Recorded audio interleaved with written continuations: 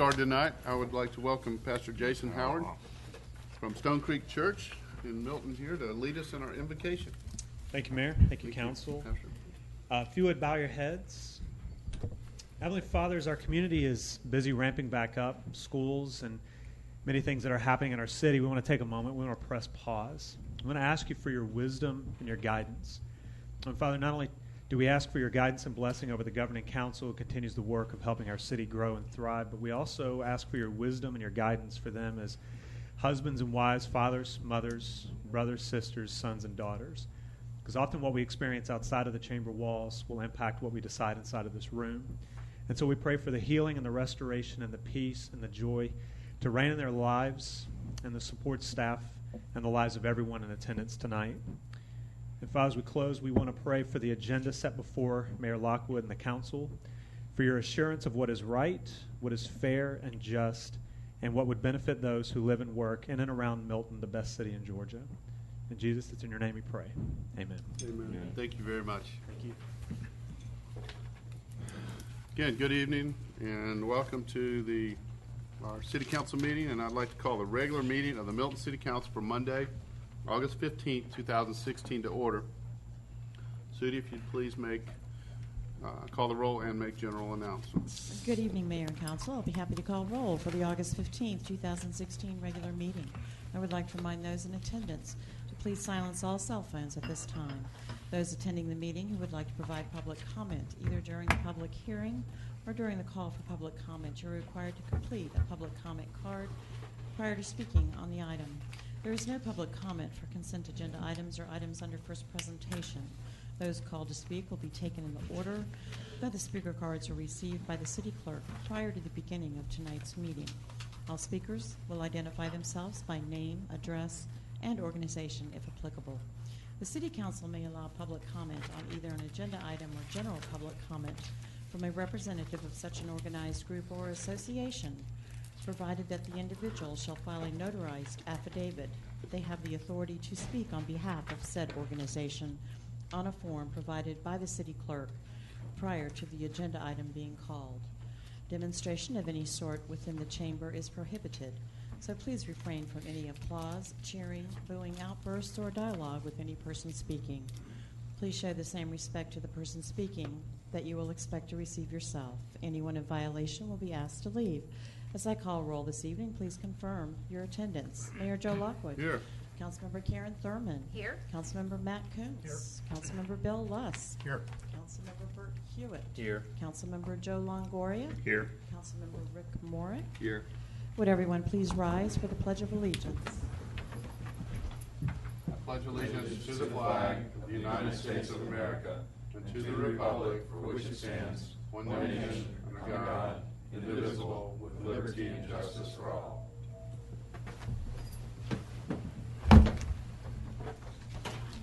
Okay, tonight if we could, Sudie, if you could call the first item. Our first item is approval of the meeting agenda, agenda item number 16175. Okay. Also got an item we'd like to add on the agenda under new business, which would be called consideration of a resolution enacting an emergency moratorium for 30 days to bar the acceptance of applications for conceptual plan approval for subdivisions located on property adjacent to Highway 9 between the Forsyth County line and the city limits of the city of Alpharetta, excluding property located in the 5-acre road zone. Is there anything else on the agenda that staff or council would like to add? Mayor? Bill? Sir. I'd like to pull consent agenda item number 1, item number 16-176 out of the consent agenda. And we don't have an old business section, so I guess we could put it under new business. Would that be right, Sudie? Unfinished business? Or unfinished business? There you go. Unfinished business. Okay. Anything else? Do I have a motion and a second? I'll make a motion to approve the agenda as amended. Second. Okay, I have a motion approved from Councilmember Hewitt and I believe Councilmember Morrig is a second. Councilmember Coons was the third. All in favor, please say aye. Aye. Any opposed? That's unanimous. Okay. Do we have any public comment, Sudi? We do not, sir. Okay. And we'll move on to the consent agenda. Sudi, if you'd please call that. The first item was moved under unfinished business. Second item, approval of the May 9th, 2016 City Council Work Session Minutes. Agenda item number 16177. And our final consent agenda item this evening is approval of the financial statements for the period ending July 2016. Agenda item number 16178. Mayor, I'll make a motion to approve the revised consent agenda as prepared and modified by staff. Second.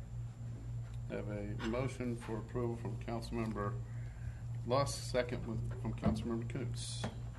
All in favor, please say aye. Aye. Any opposed? Passes unanimous. Sudi, the next item is reports and presentations. Sudi, if you'll please call those items. This item is presentation of the CARES Award, Chief Robert Edgar.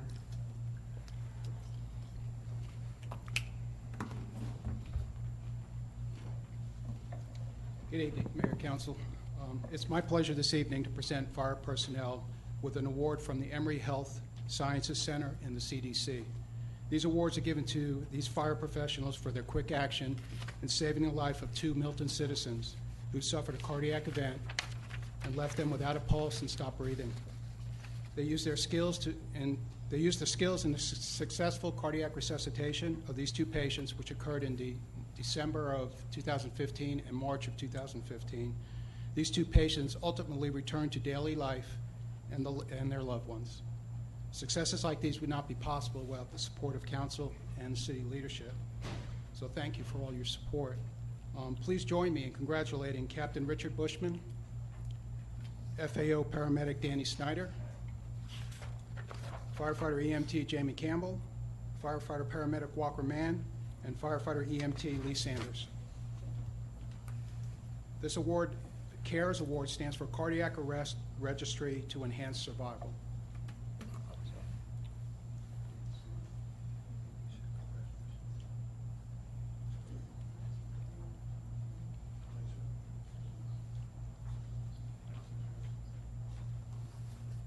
Thank you. Chief, do you mind if we get a picture? Have the council come down? We got to take advantage of that.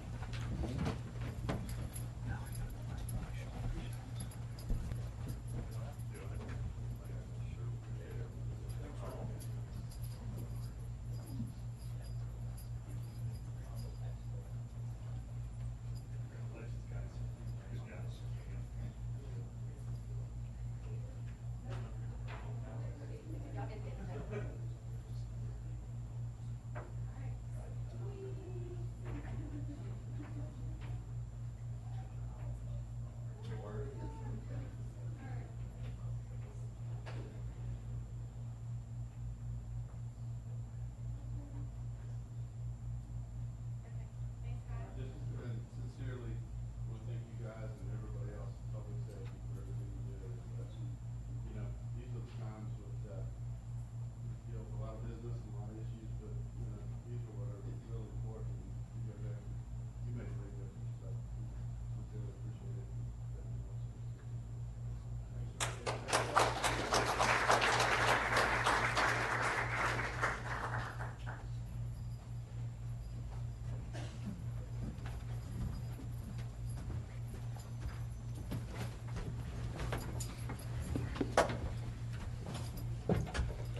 Okay, Sudi, if you'd please sign the next item. Next item is the North Fulton Comprehensive Transportation Plan update. Mr. Carter Lucas. Good evening, Mayor and Council. At your desk, you should have a pamphlet that goes over some of the North Fulton transportation facts, and I will just turn it over to our favorite transportation planner, Ms. Christine Pastor. She's with Kimley Horn, who will be leading the effort for the North Fulton Transportation Plan. It's all yours, Christina. Thank you, Carter. Good evening, Mayor and Council. It's good to see everyone again. So tonight I am here to talk to you about the update to the North Fulton Comprehensive Transportation Plan. You will see us again in the next month or so to come back and talk about recommendations for the Milton CTP. So we're coming to the end of that process and getting ready to roll into the North Fulton process. And so this is great timing from your perspective, as it was the first time around for the original Milton CTP and North Fulton CTP. We've had a chance to develop recommendations for the city and then elevate those into the North Fulton CTP, which will then be elevated into the regional planning process. So you guys are really well positioned for success on transportation. So tonight, what we really want to do is just to give you some basic information. We are kicking off the North Fulton CTP, and before we did anything else, before we went to any sort of stakeholder committee meetings, we went out to the public, we wanted to come to you as the mayor and city councils of all of the different cities, because at the end of the day, you are critical to the success of this project. And so before we do anything else, we wanted to let you know what's going on in the process, because we want to encourage your participation, active participation throughout the process. We want you to encourage your constituents' participation throughout the process. And then at the end of the day, ultimately, we will be coming back to you for adoption of the plan at each of the different cities. So very, very important. So just to tell you a little bit about the update, the original plan was completed in 2010. And this is, once again, the update. It is a partnership of all 6 of the North Fulton cities, primarily the 5 largest cities, but Mountain Park is also participating. And it is a partnership with the Atlanta Regional Commission, who is funding 80% of this plan. So it's a great partnership, and ARC is helping to manage the process with all 6 of the cities. It's also an important opportunity to collectively establish the vision for transportation across all of the cities. You each have your own individual visions, but there's also a collective regional vision that needs to also happen. And so this is a great opportunity for that. And it's also a really important time to be able to not only work on the local projects that you've been doing, but then to also work on developing those regional cross-jurisdictional projects that can be elevated for consideration by the Atlanta Regional Commission in their planning process. We'll also be looking at transportation policies that may be applicable across all of the cities. But at the end of the day, we want to know how we can leverage multimodal solutions, transportation solutions, to improve economic prosperity, quality of life, and cross-jurisdictional collaboration. So a little bit about the process. It is an 18-month process. We're going to start at the very beginning. This is a similar process to what we did here in the city. So we'll be starting with that understanding the baseline existing conditions, moving on to understanding what the needs are both currently and in the future, developing a list of projects for consideration, evaluating those based on metrics that we feel are important relative to the vision setting at the beginning, and then developing a plan for recommendations. So we will be returning to each of the city councils at that point in the process with a draft list of recommendations. We'll be asking for your feedback, and then we'll be coming again to you for final adoption. So that is the process that will be taking place. So one of the things that we were asked to do at the beginning of this process is to take a look at what transportation has looked like over the last 5 to 6 years since the update. So some very, very basic information in terms of population growth. When we look back to 2000 and then to 2010 and 2015, population has grown at about 2% per year when we look at those endpoints. Now, with the recession, of course, there's been a lot of ups and downs, but on average across that time in North Fulton, it's been approximately 2% per year.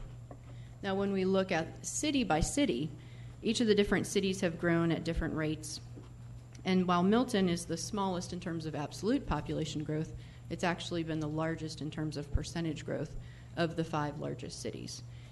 So when we look at all of North Fulton together, it's about 35,000 additional people that have moved here. That's about, well, moved or potentially been added in some way, I guess. They could have been born. That's about a 10% increase in North Fulton as compared with the Atlanta Metro, which has been growing at about a 9% rate over the past 5 years. So North Fulton's growing a little bit faster than the rest of Metro Atlanta. Employment growth is also important to think about. If you look at this map, you can see where the most significant employment concentration is by the size and color of the dots. And not surprisingly, most of it's concentrated around Georgia 400 and 285 in the perimeter area, as well as along the northern spine of 400. That's kind of the central core of employment. And the largest growth sectors have also been the largest sectors in terms of just overall jobs. And those are the professional services industry, healthcare, administrative services, finance and insurance, and retail trade. So it's been about a 17% growth in jobs over the 5-year period. We say 2009 to 2014. It's the closest we can get to approximate, but about a 17% growth in jobs. And it's also important to note that of all of Fulton County's employment, a third of it is located in North Fulton. So you have a substantial concentration of jobs here in North Fulton. So of course, when we think about population growth and employment growth, we also think about traffic growth. And so what we've done is take a look at the growth of traffic along major corridors using the Georgia Department of Transportation data. You've seen information like this from us before. This, of course, is focused all throughout North Fulton and not just in Milton. And you can see over the course of the 2010 to 2015 period, there's been differences in terms of how much growth. That's an average annual growth that you're seeing by the color of the dots. So green is actually some sort of a traffic reduction, and the darkest pink is anywhere above 4% annually. So you can see a lot of that growth is happening in the Georgia 400, 285 core area, as well as along major parts of Georgia 400 on either side, east and west. Now, one of the other things that's also important, and you've heard a little bit about this, is there's a lot of stuff that has happened in terms of population and employment growth, but there's also a lot of great things the cities themselves have done. They've taken on and really progressed in terms of implementation. So what you see in these pie charts is a documentation of all of the North Fulton CTP projects that were recommended in 2010, the progress against those. And so those, if you were to recall, those projects were multi-jurisdictional, cross-jurisdictional, regionally significant projects. They were the really big projects that usually crossed some city boundaries. So when we look at all of those and we look at the progress, we had major bicycle and pedestrian projects. We also had vehicular projects. In 5 years, almost 75% of the projects have either been completed or initiated in some way. The projects that show as being under construction are either currently under construction or a phase of them has already been completed. And so it's really great to see how much of these major projects have already been initiated in this 5-year time frame. And a lot of things really factor into that, but a clearly defined plan, local funding availability, and just strong ties with regional plan development. So there's a lot of great things that have been happening with the North Fulton CTP projects. And as you already know, we've talked about this previously, in addition to those really large projects, the cities themselves have been working on some of their smaller, more locally focused community projects also. And so what we did was talk with each of the different cities to understand all of the other things beyond the North Fulton CTP projects that have been happening. Everything from road widenings and intersection projects to greenways and sidewalks. So there's a lot that's also been happening at the city level that's really important. And you have seen your diagnostic report and know so much of the progress that has been already done in Milton specifically. So lots of great things happening there. One of the other major changes is on the transportation funding front. So obviously, implementation depends very heavily on having resources to be able to do that. And so when we think back to 2010 on all of the things that have happened since then, the regional T-SPLOST effort that didn't pass, and so many challenges with federal funding extensions and things like that. There's a lot of great things that have happened in 2015 specifically. And so in 2015, December of 2015, the Fixing America's Surface Transportation, or FAST Act, was approved by Congress. And that's the first time that we've had a 5-year federal transportation bill in a really long time. And what that does is allow state and regional governments to be able to plan out much further and to really be able to conduct those larger scale projects when they know they've got funding commitments for the next 5 years. So that just recently happened. That's a great opportunity. Additionally, the Transportation Funding Act of 2015 passed through the state legislature in 2015, and that is resulting in, early projections were $750 to $1 billion a year, $750 million to $1 billion annually in additional revenue, and I think recent reports are saying that the revenues are coming in even higher than that. And what that's allowing is tremendous amount of infrastructure maintenance, as well as major mobility project advancement. And one of those projects is particularly important in North Fulton, that's Georgia 400 managed lanes. Those were originally slated to be completed by the year 2040, and now with the new TFA, we're able possibly to have the managed lanes system open in the mid-2020s. So lots of really great opportunities from a federal and state funding transportation part of the picture that was never there in 2010. So if you think about all that's been accomplished since 2010 with such limited state and federal funding, the opportunities are really great. There's also, as you know very well, a local funding opportunity with the Fulton County T-SPLOST. That's obviously an opportunity at this point in time, but if that does pass on November 8th, that's a 0.75 cent sales tax that would account for approximately $380 million across 5 years for the cities of North Fulton. So your ability to gain local dollars to then leverage to get more state and federal funds would be even further than the existing federal and state money. So lots of great opportunities from the funding perspective that never existed before. So we're in a really exciting time when it comes to transportation, a great time to be doing the update to the North Fulton CTP. So this last slide I want to leave you with is an overview of the process with a heavy focus on the public outreach opportunities. So we have a number of different opportunities, as we've talked about before. We know not everyone can come to public meetings, and so we want to have a robust set of opportunities for people to participate. We know the residents in Milton did a fantastic job in terms of online outreach and filling out surveys. I mean, numbers that our online vendor had never even seen before in terms of population percentage. So we expect and hope that the citizens in Milton will be as enthusiastic about this for the North Fulton CTP. So lots of opportunities in terms of small stakeholder efforts, focus groups. Our stakeholder meeting is actually going to happen on September 15th. So we're in the process. It's a mix of city representatives as well as non-city representatives. And so we're having that meeting coming up on September 15th. There will be focus groups in the fall and a statistically valid phone survey in the spring.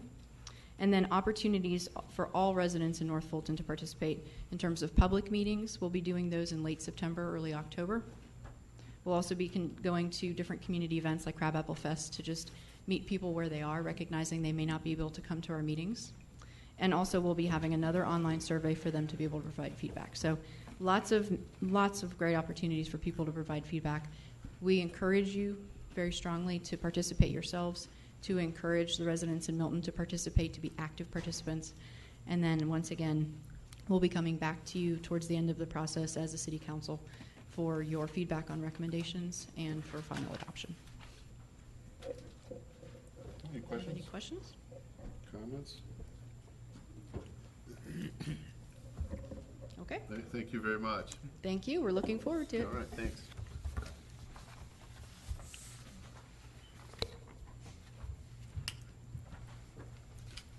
Okay, Sudie, if you'd please call our next item.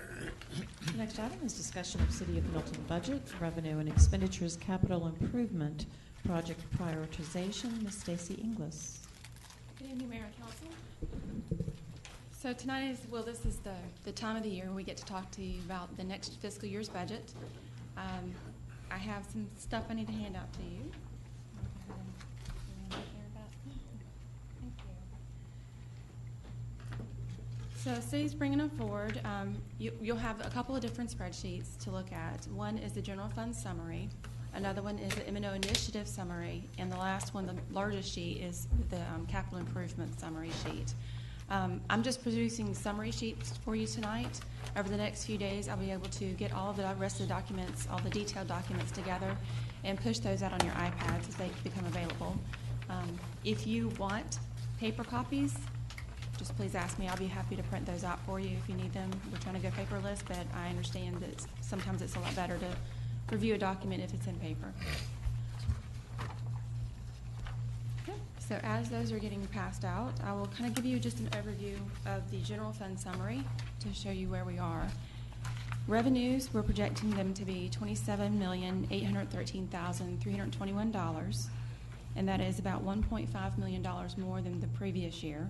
And I'll go into more details on that in just a moment.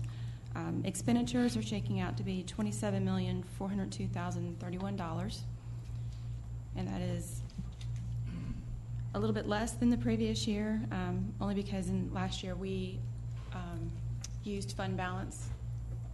We used about $4 million, I think, in fund balance and transferred that over to capital improvements. So you'll see that it looks like a decrease, but that's only because we used fund balance last year. Okay, let's go over the revenues if you want to. This is going to be kind of high-level overview. Please feel free to ask any questions if you have any as we're going through this. For the general fund revenues, we're projecting taxes to be about $535,000 more this year over last year. A majority of that is property taxes. They are increasing a little more this year than they have in previous years, just because of reassessments and also development of newly improved properties. There's a decrease in taxes for motor vehicle tax. If you remember, that is the birthday tax, and that is being phased out, and it's being partially replaced by the title ad valorem tax as a one-time fee that is paid whenever a card transfers title from one owner to the next. Both of those revenues are actually going down because the distribution has changed. I believe the state changed the how the distribution is being allocated between the cities. MARTA was now included in the distribution as well. So those revenues have gone down as well, but they are being made up by property taxes, kind of offset a little bit by property taxes. Any questions about that before I move forward? The next most significant change would be charges for services. There's about an $80,000 difference between this year and last year. Majority of that is coming from court admin fees is decreased because a lot of people are asking for community service in replace or in lieu of fees. And some cases are getting more cases are getting bounded over to Superior Court, I believe I'm speaking correctly on that. And then the other one is activity fees or commissions that are being charged by we're being charged for each of the program providers that we have for Parks and Rec. Those distributions are going down. I believe that there's going to be a request coming forward to decrease the commissions there from 30% to a little less. I'm not sure what that figure is going to be. Somewhere around 15%. Okay. To kind of match the market in the area, I think we're charging more than most people in our surrounding area for commissions. That's correct. Okay, moving on. The next, I guess the next largest change between one year over the next is in miscellaneous revenue. That is mostly due to the cell tower lease that we have. When we do the budget amendment, you won't see much of a difference between this year over last year because we've received more revenues than anticipated because we now collect revenues for the cell tower that is in Providence Park, and that has turned in to be a little higher than what we anticipated. We also are showing $40,000 coming over from flexible spending accounts that haven't been used by the employees. It's contributions that the city makes into the employees' accounts, and the employees just haven't used them, and so they lapsed. And so those are being turned over into employee wellness programs. We're using those funds, about $40,000 we're using those funds for. Other financing sources, you'll see a significant jump there of $952,000. $243,000 of that is coming from the Capital Projects Fund, and that is an amount that we had left over from the North Fulton Regional Radio Authority. We budgeted a lot more than anticipated for the construction of that system. So $243,000 we're moving from capital projects over into the general fund to offset the operating cost for this year. Whenever we get to this capital improvement plan, you'll notice that there's still some remaining funds. I believe it was $352,000 that we are decreasing that line item by, and we're going to reallocate those funds elsewhere within the capital improvement plan. The next largest increase you'll see, it was $712,604. These are funds that we allocated over we transferred from the general fund into the revenue bond fund to pay for debt service payment for that revenue bond. Instead of continuing that revenue bond fund into the future, it would just hold the debt service payments. We're going to make all debt service payments out of general fund. It's just cleaning up the accounting. We didn't pay for debt service, the principal amount. We were able to push that off for 1 year. So we had more money budgeted in revenue bond than we needed. So we're transferring all of those funds over to the general fund to help offset the cost of debt service this fiscal year. Any questions on that? Okay.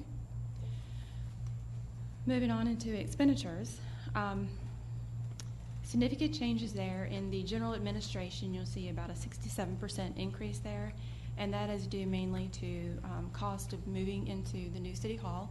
We have budgeted a little more in general supplies than we normally would to offset maybe purchase of new trash cans or whatever. Most of the stuff we are bringing over from the city hall, but we wanted to have a little bit of money there just to offset any cost of what it would take to outfit city hall with office supplies. We're also changing how we book postage. We have a new postage machine, and that is not allocating the funds like we normally had been in the past between the different departments that use the postage. So we're going to book all those in our general administration now. That's why you see such a big jump there. The other significant jumps you'll see in, sorry, I needed to bring my ruler and I forgot.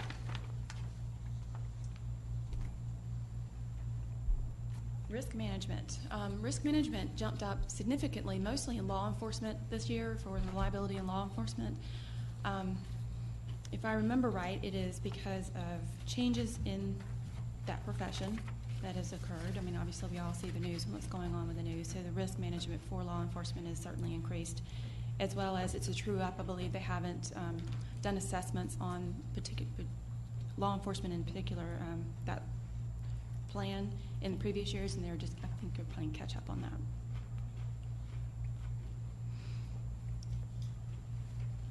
General government buildings, obviously that increases to offset the cost of the facility maintenance, what it's going to cost for utilities and things like that for the new city hall. So that has increased as well, $132,000.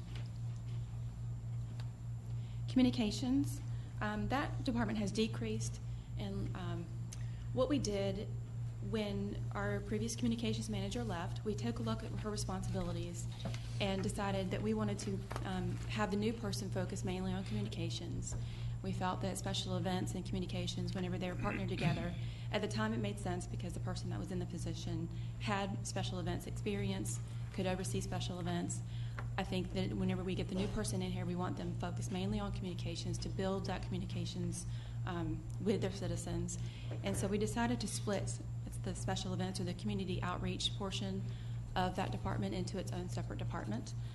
You'll see that there's going to be an M&O initiative request that goes along with that because the coordinator, the public outreach coordinator, we're asking to promote her to a manager.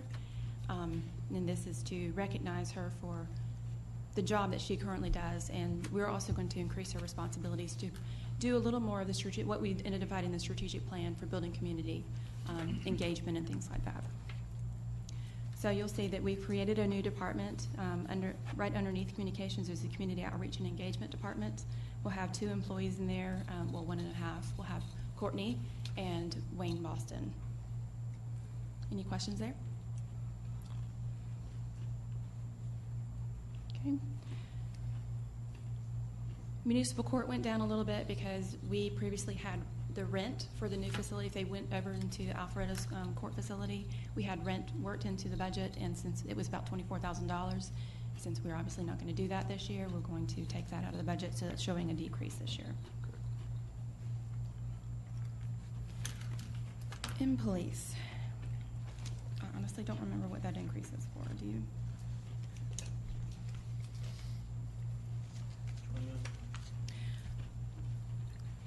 Police. So I didn't talk about this yet, but for all the departments, we're going to do, we're requesting to do a 3% increase for market adjustments. I know that we also did a market study on all of our wages and salaries, and we're looking to also do benefits. So the study is partially done.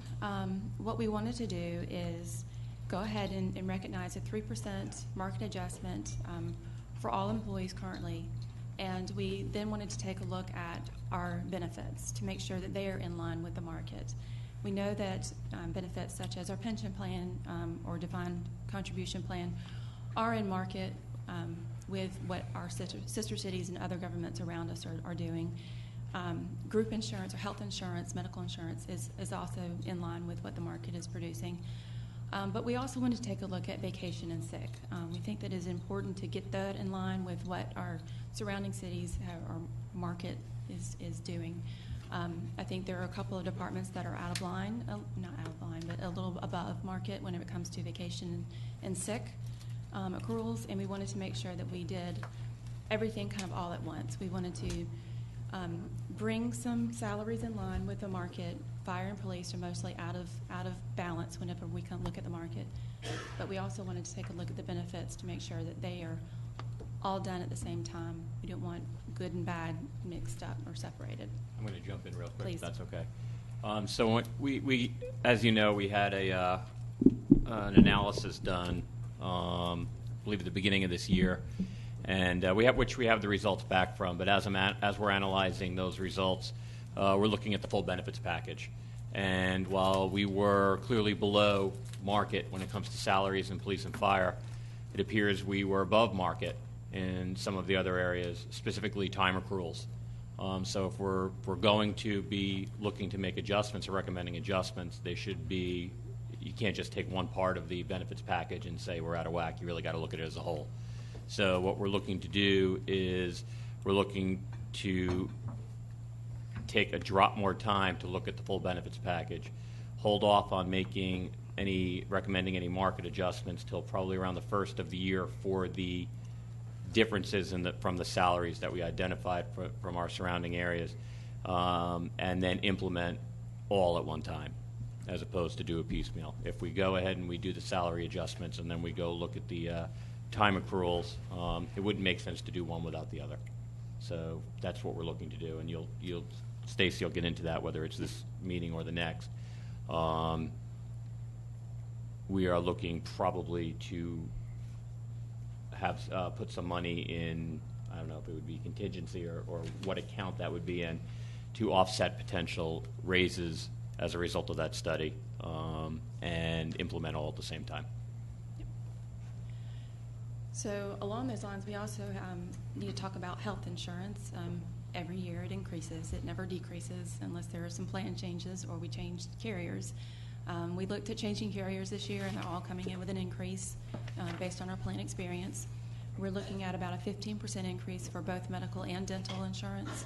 And so the police and fire increases are due mainly to changes in the 3% increase, the market adjustment that we're doing for salaries, and the 15% increase in medical and dental. I see some puzzled looks. Go ahead. So, you can go. No, go ahead. So you said it's about a 15% increase in cost is what we're looking at. Correct. For the benefits. Mm-hmm. Okay. We're not done yet on Right. on the negotiations on With the Medicare. healthcare company. Yes. Okay. As long as Rick interrupted you, I was going to ask you a question as well. Go ahead. Do you know what our resource turnover ratio is for the last 12 months or 24 months or some period? Because it would be very interesting to understand what that is in the context of a discussion around salary adjustments. So. Sure. Last year was 6%.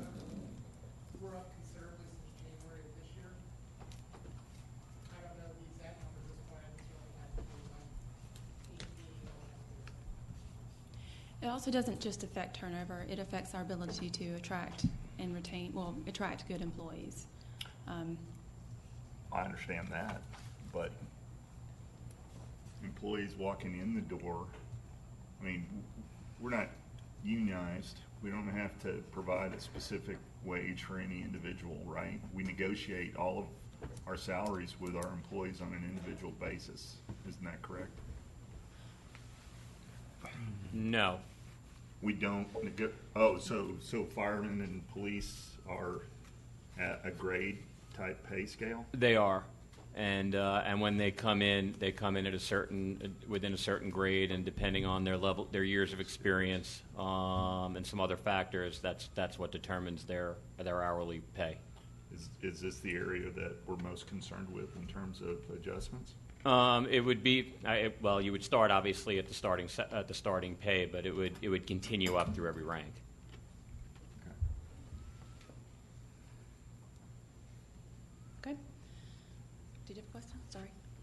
you through? Yes. Well, not through, but I'm still working on through it. Okay. With the summary, are you through? No. Okay, once, go ahead. I have some questions afterwards. Sure. In the fire department, you will also see there is a significant increase, that is due mainly to the rent that we pay for Station 43. It's basically their debt service payment, Fulton County's debt service payment. That increased significantly this year over previous year due to the refinancing that they did several years ago. They had low payments for several years, and then it jumped up. We will be finished paying on that facility, I believe, in 2019. We will have an option to pay or to buy it from Fulton County. So moving on, Public Works, there's an increase, and that is due mainly to the increase for the the third-party contractor that we have, that there's, what do we call that? Escalation clause. There's 3% escalation in the contract that we have with the contractor. That is a portion of it. Obviously, there's also the 3% increase in the health insurance for the employees.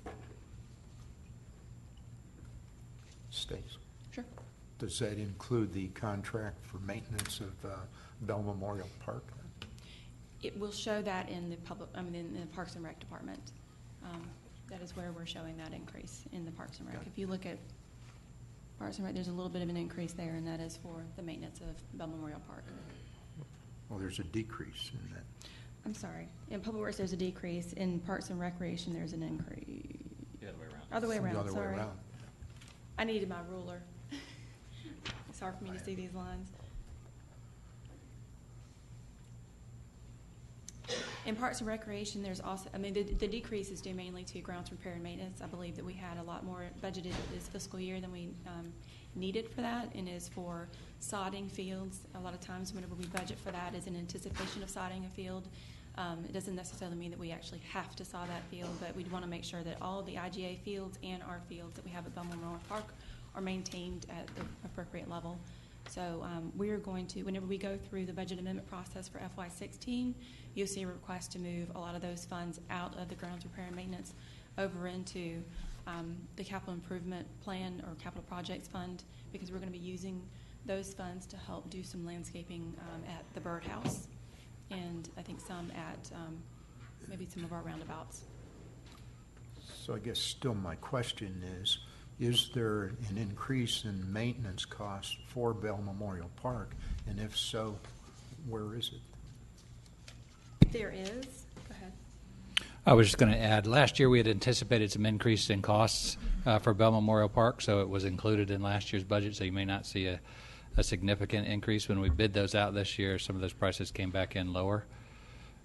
So we've been adjusting those numbers through the budget process in anticipation of and in reaction to some of the bids that we've received this past year. You may or may not know that this year we will be bidding out the whole Public Works contracting, and so we are trying to anticipate some of that too. Will that contract include Bell Memorial Park, or are you It going will. to split those out? We're splitting it into a number of different components, just like we did the last time, but Bell Memorial and Providence Park are broken out as an individual type contract, so if you wanted to just bid on the maintenance of those two parks, you could. Got it.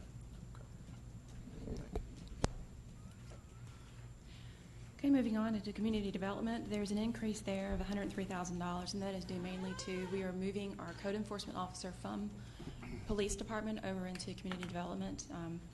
It just makes more sense to have it there. Did you need to say anything on that? I think you have any questions about that? Okay. Debt service, you'll see that there's a debt service payment for the revenue bond, so obviously that increased.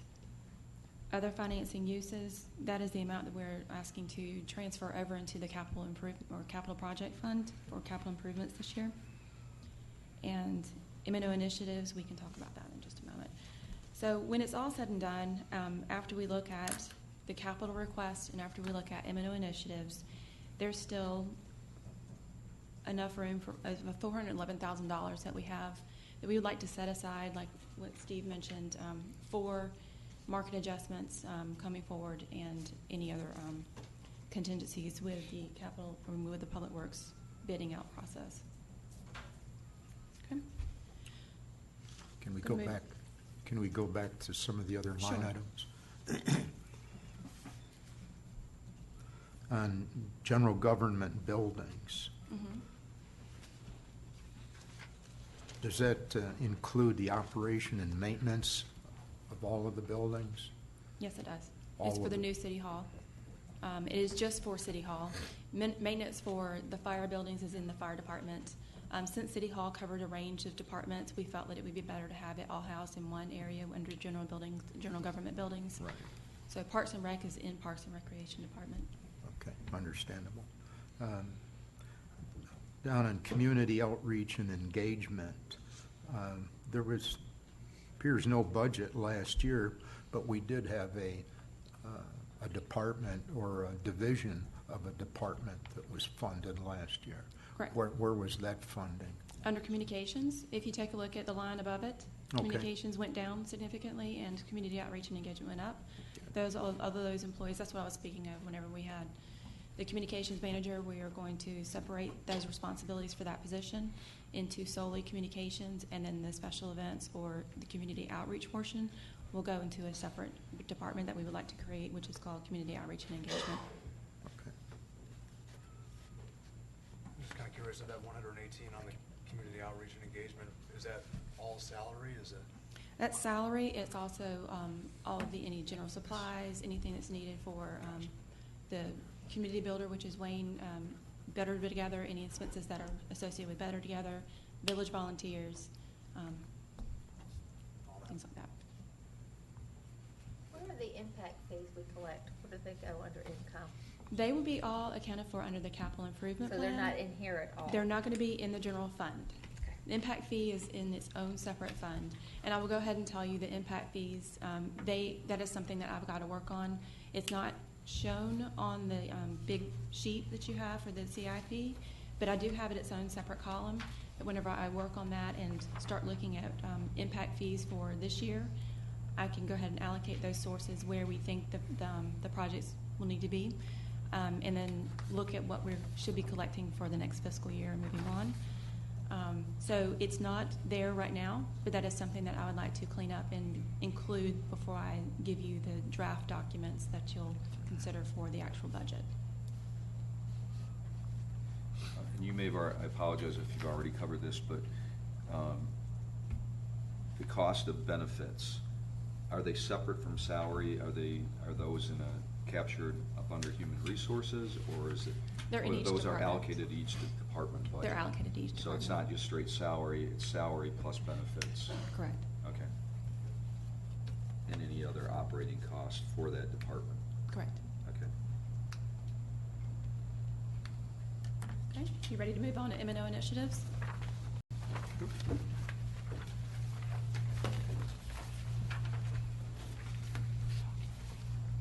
Thank you. For M&O initiatives, I'll go through each one of these and kind of give you an overview. Again, whenever we give you these spreadsheets, it will have the justification in individual worksheets for each of these items, each of the requests. We've asked the departments to do that. Each of these are also tied to a goal in the strategic plan. We wanted to make sure that we capture that and we are able to show how we are achieving the objectives for each of the goals in the strategic plan. So the first initiative is under the city clerk department. We currently have 2 part-time receptionists, and we would like to combine those 2 part-time positions into 1 full-time admin assistant position. So the cost that you see there, the $14,879, is the difference between the 2 part-time positions and the 1 full-time position with benefits. So were the part-time positions not getting benefits? Is it- No, they do not get benefits. Okay. Okay, moving on. Under finance, there's a request for $2,000 for a procurement search engine. This is simply, basically, it's a database that we can have access to that will allow us to have more access to vendors, looking at contracts to make sure that we're, on market, within market whenever we are looking at doing any kind of procurement. This is just a one-time fee for the year. So this enables a piece of software we already have, it's just a $2,000 add-on, or it's a subscription to a website, or? So it's a subscription to a database website. And this is a nationwide database website. Sometimes we have difficulty finding vendors to do certain services, like, I think, what is it that you had difficulty finding? The tree vertical mowing. We're just having a hard time finding somebody to do that in our area. And so we like to look at the database to see if there's anybody that does vertical mowing, either in Georgia or in the southeast region, that we might be able to tap into that resource. The next request is to promote our finance manager to director. Over the past 2 years, Bernadette has been acting as, she's been our finance manager, and I've been able to give her more and more, so she's basically functioning as a finance director. I've turned over everything but the budget to her. She is over the day-to-day operations. She oversees everything for finance. She handles all of the internal and external communications dealing with finance, and I would like to request that we promote her to a director. The $17,684 that you see there is the difference between the current salary that she has and a new salary, including benefits. So that whole amount is just an increase in one person's pay? With benefits as well, yes. I mean, that seems like a pretty big increase, but. Benefits. How much is benefits? Yeah, what's the percentage? It's 40%, I believe, is of the increase, but it's not actually all benefits. I mean, she's currently getting paid. I can't remember what her pay is, but the director pay is significantly more than what she's currently making. So that's the difference. So if somebody goes to a director level, then they have to go to a whole different pay grade, yes. Pay grade? Mm-hmm. Okay. Doesn't sound like a business approach to things. Yeah. Who establishes the pay grades? Yeah. I'll ask the question. The market. The market does, that we have a consultant that tells us from, or. Sam, why don't you come up and Sam, talk if you about wanna- pay grade?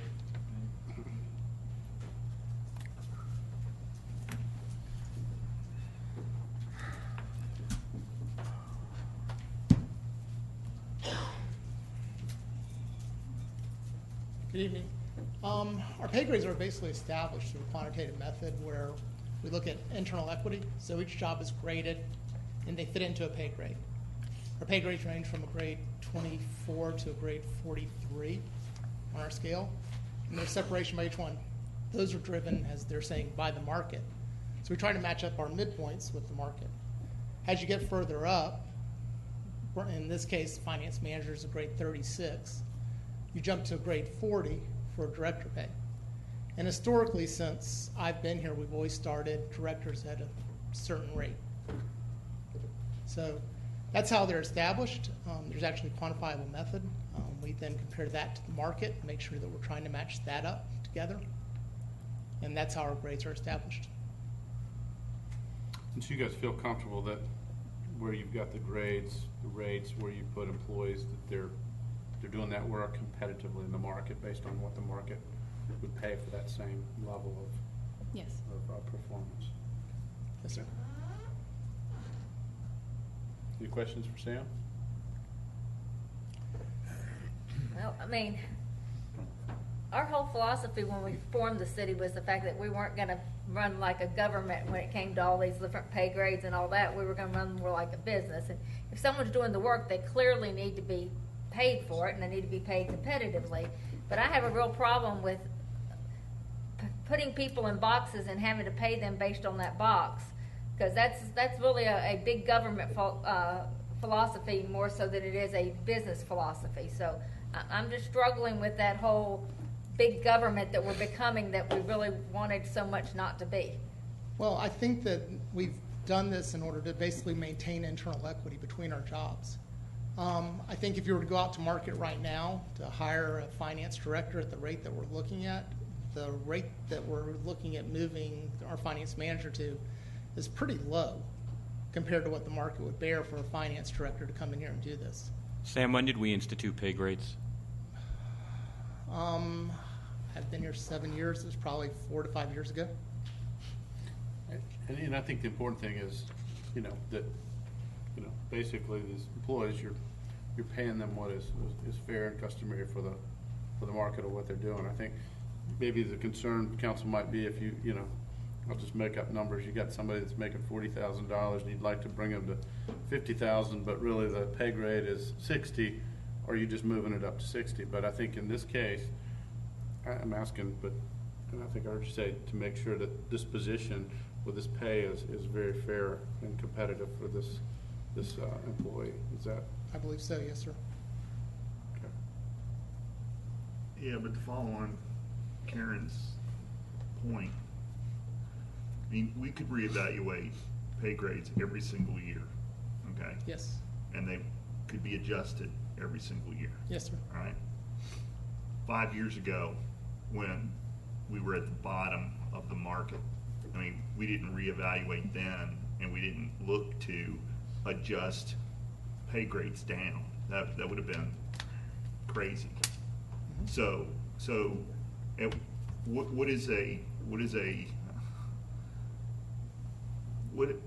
do we disconnect an internal resource from this leveling that takes place on a regular basis? Because in the regular business world, the world that I live in, you negotiate your deal going in, and you get raises on a regular basis, and Right.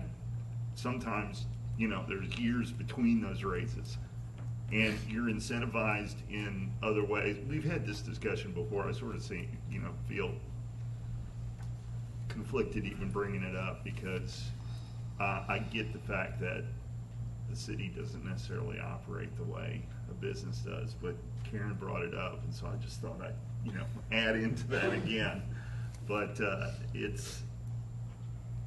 we seem to be missing something in the way we compensate our employees, and I don't know how to express it necessarily other than,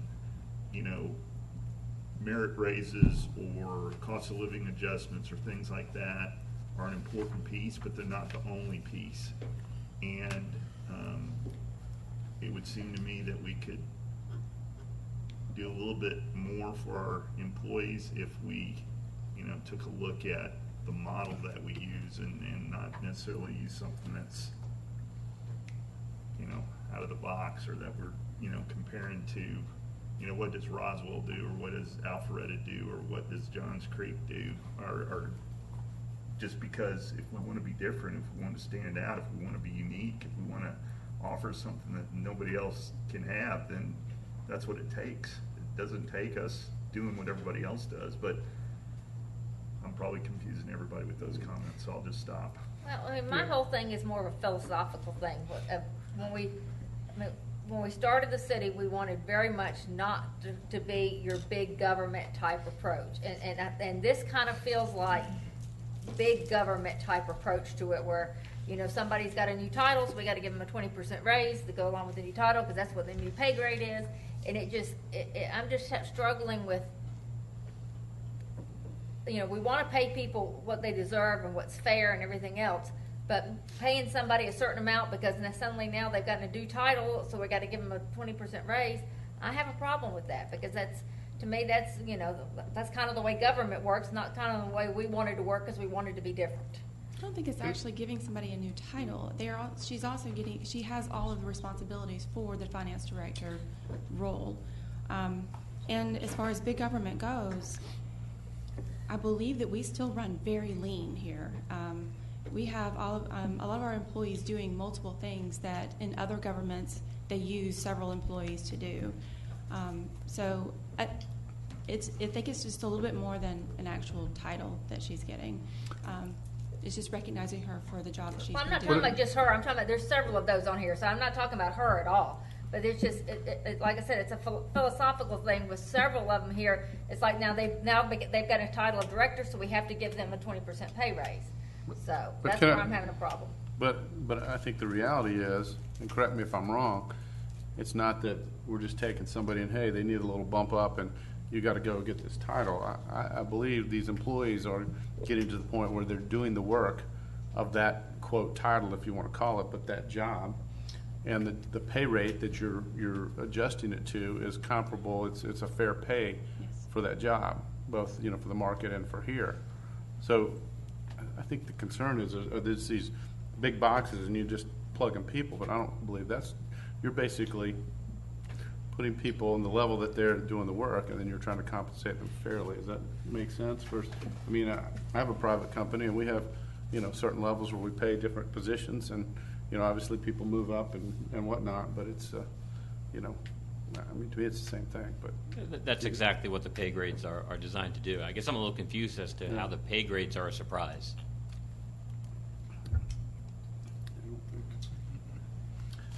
Well, they would be a surprise to me if we evaluated all of our pay grades, decided that there's some aberration between us and the rest of the market, and in 1 year and in one fell swoop, we had to adjust our resource compensation across the board. I would be concerned about that. I guess isn't that exactly what we just did in the when we hired that consulting group to look at our pay grades and compare them with cities similarly situated? Yeah, and there's probably a little bit of disconnect there, Steve. I mean, from my point of view at least, I always think about it as pay grades are what we establish for people that are entering into a position outside of the city. In other words, new employees. You come in, these are the grades that we establish for what we think is standard and customary for that position. But once you land in the hierarchy, your movement, it doesn't depend on that anymore. Your movement is based on something else. And okay, I'll admit that, you know, I'm used to this from, you know, completely different point of view. Certainly not from a city government point of view, and that's what I was basing my concern about. And it had nothing to do with any one position or any one individual. It had to do with the overall process. And the way you were saying it, or the way Stacy was describing it, it made it sound like this was going to be a very big sea change that you guys weren't ready to talk about directly, but be prepared because here it comes. And so that's why I got a little bit concerned. I understand your concern. Maybe we just didn't go about it the best way in explaining it, but it would be the same way we've been doing business for many years here, and it's just a matter of getting the right people in the right places and compensating them fairly and similarly to how other similarly situated people would be in other cities. Yeah. Matt? And I'd go back to my original question that kind of kicked this whole thing off. I think the speed of the growth of our city has caused a lot of us just to say, wow, this is moving fast. And a lot of times these numbers are thrown at us real quick. And all I asked specifically was, you know, how do these tiers get set up and all that stuff, because we just don't see that here in front of us here. So it's hard for us to accept or approve things like that when we forgot the whole reasoning behind the entire objective. I mean, I get it with, obviously we have competitive situations and city employees around. We also want to make sure we're doing a right job for our constituents to make sure that they're getting the right service that they need according to a lean operating system that we have here within the city. And as we have had the growth we've had a lot of numbers here, which any set of dollars can go in any particular direction. And Steve, we rely on you to come to us with a lot of the, yes, you believe this is a good budget in order to achieve the services per the direction that we've given you. In releasing the funds, which is our job as legislators, is trying to make sure that we are doing it in the right way, and maybe just some more information on how those tiers are created as a refresher for us might help. I'm not saying it'll be right, but I think that would be useful as we try to relate to our constituents exactly what it is we're releasing and why, and how that growth manifests itself.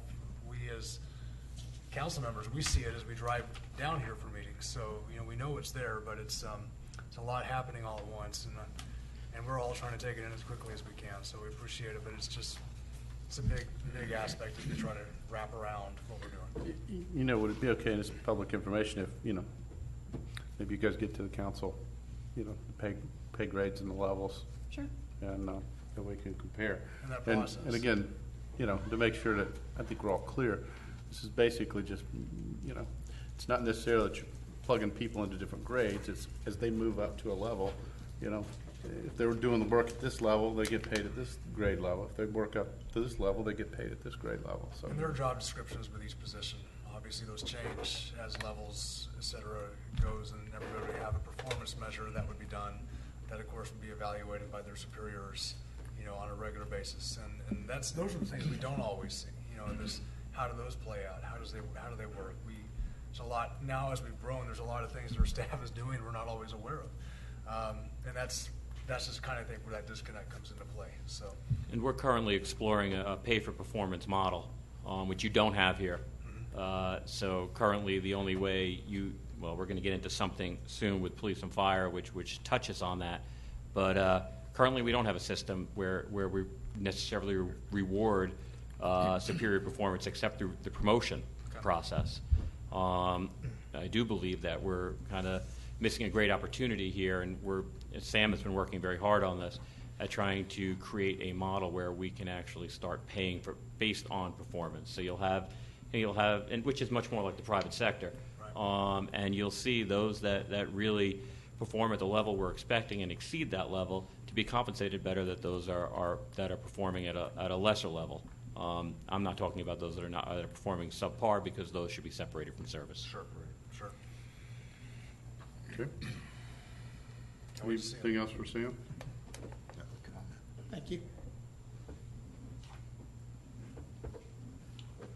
I'll comment on that whole discussion too. And having worked in several scenarios, both in the civil service arena with a large major city, with the Department of Defense, worked in under union control, and I've also worked for open shop contractors. I've worked in even my own company. Our philosophy was merit shop, as I believe the mayor's situation is too, of which he spoke about. So much, and I understand the pay grades and the differentiation between different levels. It's a system born out of more of convenience, I think, than anything. And when you get a large organization, you have to have some standard of compensation there, and that's what pay grades have been born out of. I think a lot of it, a lot of promotions are subjective. Like I said, the merit shop system that we operated under didn't have specific pay grades for every different job level out there. That was it was more it was somewhat subjective, but in the end it was on personal performance. And I can understand with a large organization too, keeping up with a person's personal performance and how do you evaluate it against some standard. It's got to be a difficult process. So I'm not sure what point I'm getting at here, but it's I understand the challenges in setting up pay grades and trying to monitor them and keeping good people on board. And but on the other hand, to Karen's comment, I think we have to be cautious in the approach that we do take in compensating everybody. Not saying not everybody's worth it. I think individual performance, at least in my opinion, is very important, and I think that should be a basis of the major criteria upon which we make advancements and pay increases. Okay. Anybody else? Thank you, Mary. And I guess just to close, Rick, go ahead. And Steve, maybe this is an education thing for some of us and for me. And again, I'm looking at private sector and working in large company as well as run my own. But do we have individual job descriptions, like for the specific jobs where in fact we may have people doing multiple things that don't fit neatly into what the city of Roswell or city of Alpharetta does? Do we have that spelled out? And as we're looking at HR changes or possibly a merit system, you've got the responsibility and the standards, and then I know we've got a review process, but I think if we move towards a merit pay, it's like, okay, here's the things you did, how did you do against those?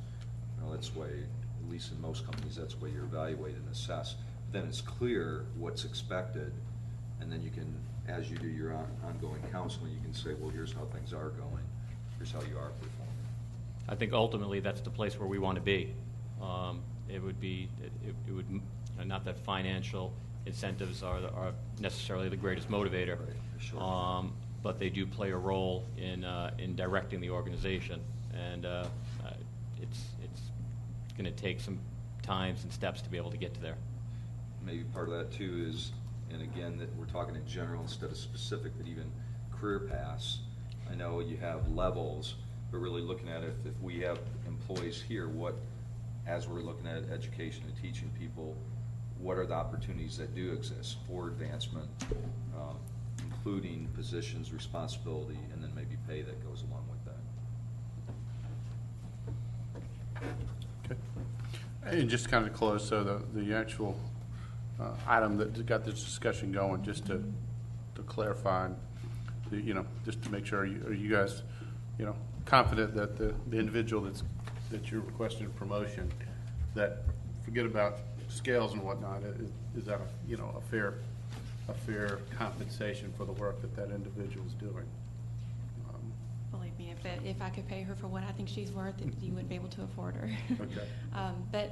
And also understand, I hope you know this about any of our department heads. When we request any promotions, it is a sincere request. It's not anything that we're going to come and ask for, frivolous, anything that we think we just want to throw out there and might stick. These are things that we truly believe in, that we truly feel that this is something that we need. I mean, obviously it is up to you to make that ultimate decision, and we certainly respect that, but do understand that these are sincere requests that we're bringing forward. Okay. And probably some of them long overdue. Yeah, absolutely. Absolutely. And as we move forward, you'll see some of those as well. Okay. Anything else? All right. Thank you, Keith. All right. Moving on to information technology. Dave, I'm going to have to ask you to come up here and explain the ArcGIS software extensions. I'm not quite sure what that means, and I'm not ashamed to say that. I'll add something to that discussion. Okay. The extensions are some add-ons to existing software we have that extend the capability of the ArcGIS software. So while we have the base program, there are some analysis tools that she doesn't have access to under the current subscription that we have. So this is just some add-ons to allow her to do some more in-depth analysis. Okay. Is that a one-time cost, or is it an annual cost? That is a one-time cost on those extensions, I believe. There may be some maintenance. We do pay a maintenance on the overall ArcGIS, but I don't think I put anything in there for. Yeah, it's in here at $5,700 per year for operating maintenance, or maintenance costs for the system.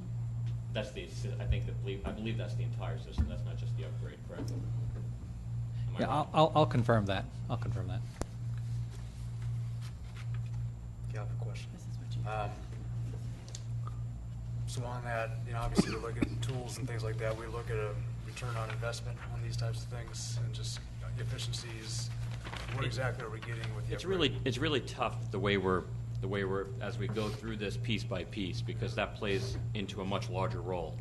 So what ArcGIS will allow us to do is it'll allow us to leverage our GIS system in a way that we really haven't been leveraging our GIS system to anywhere near its capacity.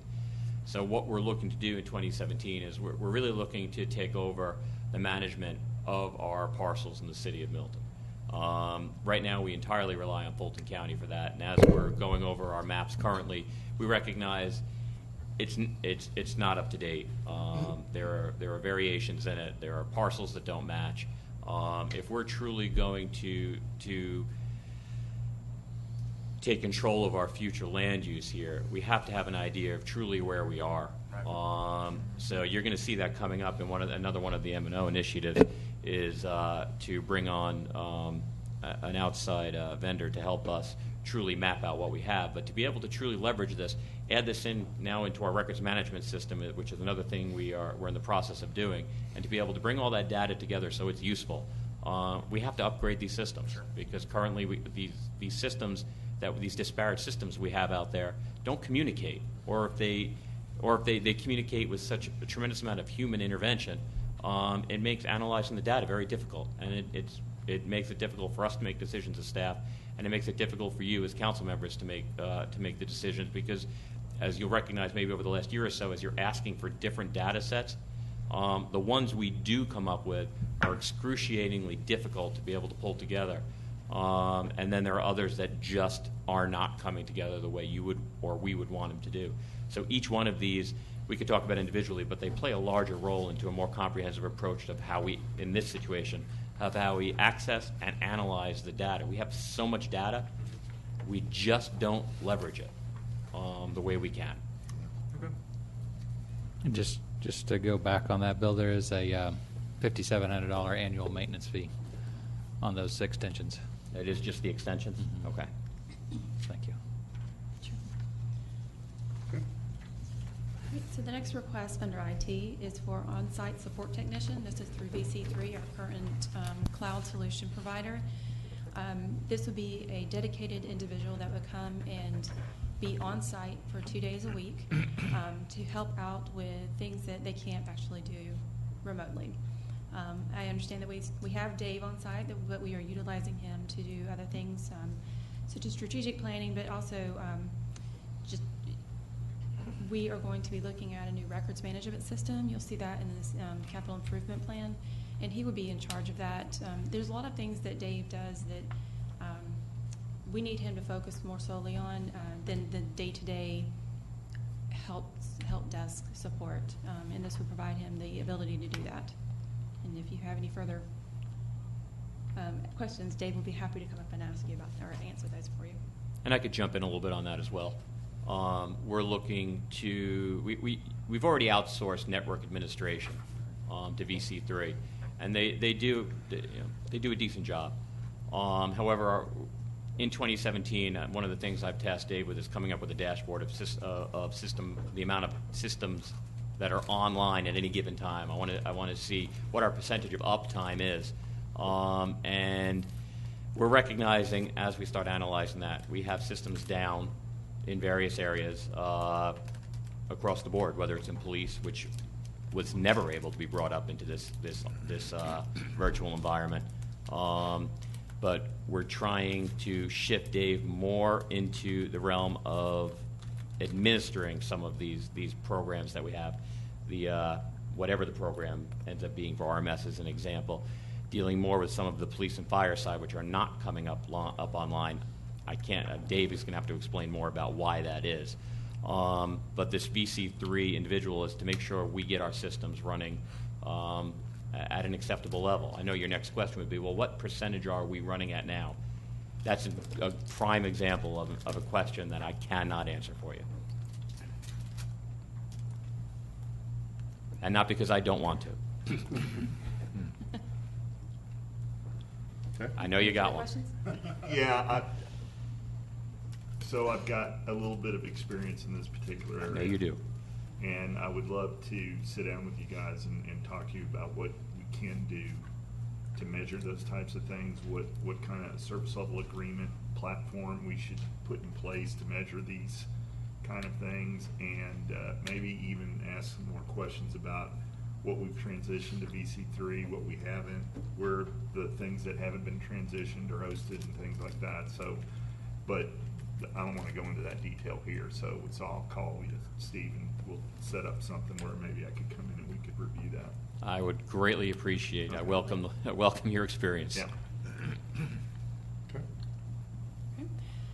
So the next department is the community outreach and engagement. If you recall me talking about it when we went through the general fund summary, this is a newly created department, and we are asking to promote the community outreach coordinator to a manager. She would be taking on more responsibilities, and I see you, Karen. You have that look in your eye. She would be taking on more responsibilities. Through the strategic plan, there's a lot of community initiatives that we would like to bring forward under this department. Volunteer outreach, volunteer coordination is one thing. A couple other things I know that I've spoken with Courtney about, but this is recognizing the responsibilities of this position would be, and the difference between her current salary and the new salary would be $12,870, including benefits, obviously. And she would also be the manager over the community builder, which is one in Boston. Any questions? I mean, not any more so than I had previously, because it's not about an individual person. It's about the fact that you give somebody a 20-25% pay raise. If they've already been doing the job, then they should have gotten some raises along the way as they increase their responsibility, rather than just because suddenly now they got a different title, so they fall in a different pay grade, so they suddenly get a 25% raise. But I think, and the concern I hear, which, I'm confident you guys are taking into consideration, you're not plugging and playing with different numbers. You're trying to take the pay grade to where it should be. Correct for the person. But I understand the concern. If somebody, deserves a $5,000 range, but the next box is $12,000, then yeah, that's not fair. I think that's a very fair description. It's not that all of a sudden we're gonna retitle this, therefore this person's gonna get that. Even though they might not. It's being dictated. I'm sorry, I'm not talking to the mic. It's being dictated by the needs. The needs are driving the human resource, not us saying, all right, we have no choice. We're gonna plug this person into this slot. And I think there is a lot of truth to what you just said. I think there's a little bit of history here where we haven't necessarily pegged the responsibilities and the amount of work that the person was doing to what the position that they held. And I've had a short time to analyze this since February, but I have, with the help of all the department heads, identified areas where there were clearly inconsistencies between what the responsibilities that the person had and what they're in both directions, by the way, and how they were being compensated. Additionally, we're looking to expand the roles of some of these people. The engagement position is a great example.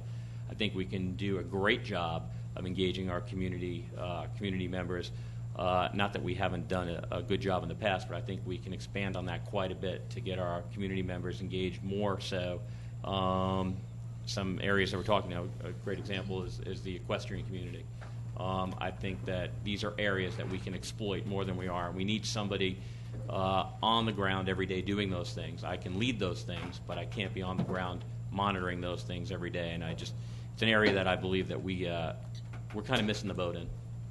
Well, you got to understand, we've had a little history with this, and in the past there was a person that got promoted and we got a very significant raise because he was promoted to this next pay grade, next pay level, and it didn't work out, and he's no longer with us, but yet, so it hasn't always been a good experience in the past with as far as trying to automatically saying somebody is now at this level, so they have to get this increase, and that person, I think, ended up getting put back down some, but so it's, It was, and I think that also lends itself to us showing you that we recognize when somebody isn't fit for a position, and we don't have a problem with moving them back down, because obviously it didn't work out that way. But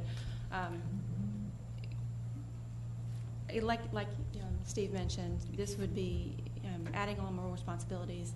We measure the progress through the annual review, and actually periodically throughout. We have an open communication with our employees, and if we recognize that they need help or if we recognize that they're not doing the job that they need to be doing, we certainly have measures or things in place that will help us guide through that process. I guess if there needs to be a disciplinary procedure or decrease in pay or what have you, we don't have a problem taking those steps. Okay, Rick? Yeah, I think, like Karen had referenced, this is probably the most we've drilled down, at least since the short time I've been on actually discussing it. It's probably because of some past history trying to figure out, well, how can we do it better? and understand what goes into it, because we're not living with it day in, day out. All we're doing is asking questions, say, okay, help us understand the process, or at least that's what I want to wrap my head around, so we understand the methodology that goes into it.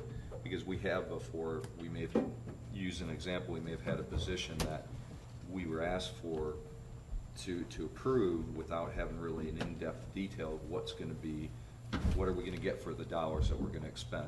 And from a taxpayer standpoint, we have to look at, that's probably why you're getting a lot more questions, just so that we understand a little bit better based upon how do we improve upon what we've done in the past. Absolutely, and that is certainly fair enough. I mean, we understand that, and we certainly take that to heart. And we welcome you should be challenging these things. As city manager, I welcome it because it could force us to explore something from a different angle. And as a taxpayer, I appreciate it. So please, if any of our responses are coming away in any shape or form as if we don't, well, please, any input is valued input. Mr. Mayor, may I just quickly offer my 2 cents? I trip into this area with some hesitation, but I thought since we're having what seems to be a ground level up discussion about this, let me just offer up from my perspective. We live in an age where we've got the EEOC, fully robust federal agency willing to look at us. We've got the Equal Pay Act. We've got Title VII. We've got equal protection claims. We've got multiple regulations and federal laws aimed at ensuring that basically we treat similarly situated people the same. And so I'll just say this from my perspective, listening to all this, a sophisticated pay classification plan is the best practice. So I don't think I heard anybody say that's not the best practice, but let me just repeat that it is the best practice for one. And I heard somebody raise it very early on in the discussion, I can't remember who, but it has to do with, first of all, internal employee equity. The notion that we need to ensure that there are divides amongst not only seniority status, but also entry-level positions versus mid-level positions versus high-level positions. Obviously, we want to add a meritocracy as well, although even in a pure meritocracy, the recommendation is still going to be it is a meritocracy on top of a pay classification system with articulated job descriptions and ranges for salaries, because that is the way you prevent things, for instance, like salary compression, the typical approach where a lot of governments begin to pay people just the same amount with no discernible difference between them, and of course those lead to claims if there's no separation of pay based upon experience and sophistication of jobs and things like that. So I just wanted to add my 2 cents, since we're having this sort of ground level discussion, is I understand why we're doing it this way. And it only takes one of these claims to quickly offset any cost reduction that there might have been from the standpoint of doing it some other way. Anyway. Okay. All right, please. So the next request is for the 10th anniversary celebration events. I believe that Kathy spoke with you previously, I can't remember which week it was, about the 10-year anniversary events that we proposed. And it's going to cost around $20,000. Now, some of this may be offset by charges, I guess, that we charge for the April event, the open house event for City Hall. I think we were looking at charging $35 per person per ticket for that.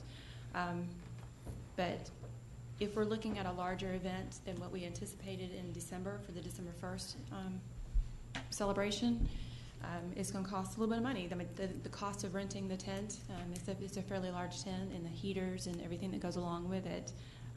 It seems like that's the direction we wanted to go, and there we looked at, we got your feedback, and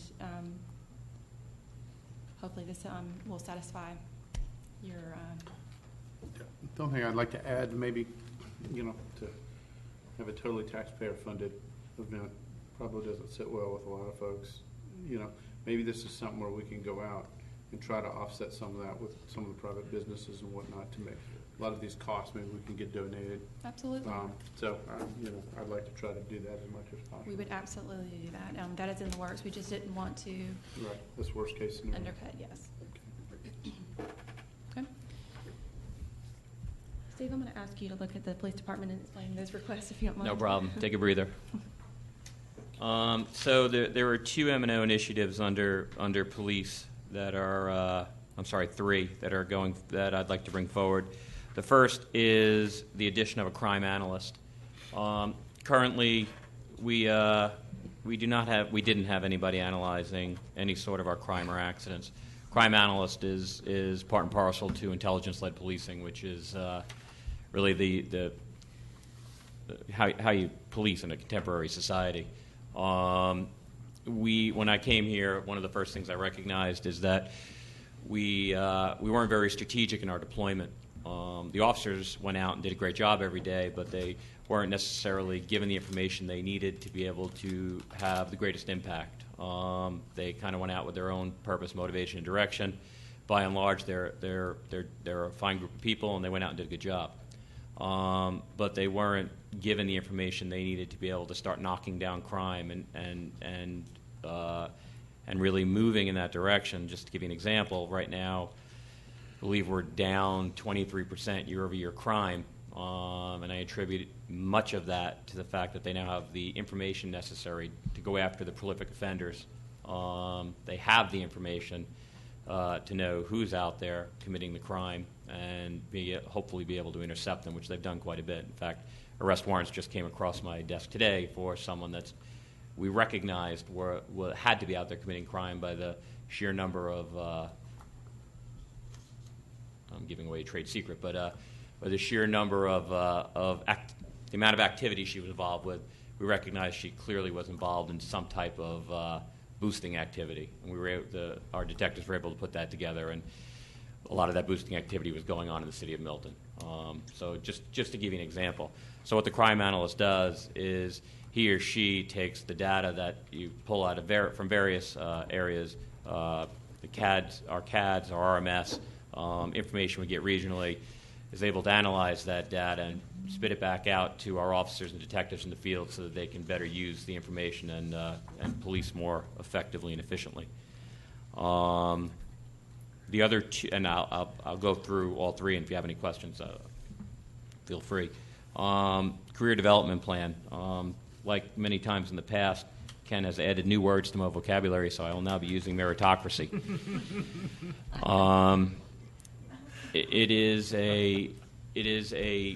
What we're looking to do with that, and you're going to hear it again under the fire department. There's a vast difference between an officer that comes in and has the basic certifications and training to be a police officer, but there's nothing motivating that officer to continue to move in the direction that I need him to move or her to move in. I want them trained up to a specific level. To put that in a real world example, our officers, they come out of the academy trained at a certain level for accident investigation. It's very basic. However, you put that officer up against a trained accident investigator, which is many levels of grueling education and training. They're not equal, especially especially with the amount of accidents we have in the city. So what this does is it levels out our officers, 3 different levels, requiring certain levels of training to hit each level. As you hit each level, it increases, if I remember correctly, it's a 3% increase at each level. Currently, I think I only have one officer in the department that has all 3 levels.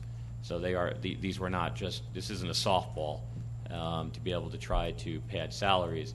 It's recognizing the differences in abilities and then incumbent upon our supervisors to leverage those abilities to make sure we're improving our return on the investment to our taxpayers. It's not something I've been able to do before because I've only worked in unionized environments. So everybody gets paid the same thing other than steps. So this is my first stab at a meritocracy within the police department. Again, you'll be hearing that again with the fire department. To smooth it out a little bit or to prevent huge increases, we're only going to, the proposal, correct me if I'm wrong, Stacy, was to only allow a movement of 2 grades per year.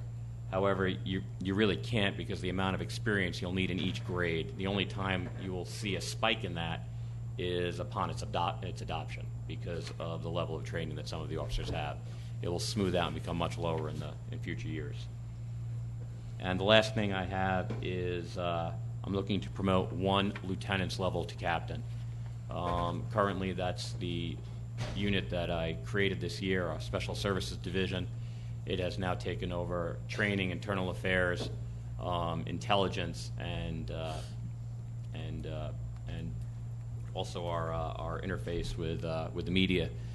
It's quickly grown, and it's actually it's integral to everything that we're trying to do moving forward. It's keeping our training certainly beyond a lot of our peers, and with that comes the responsibility really that's more in line with the captain, actually much more in line with the captain.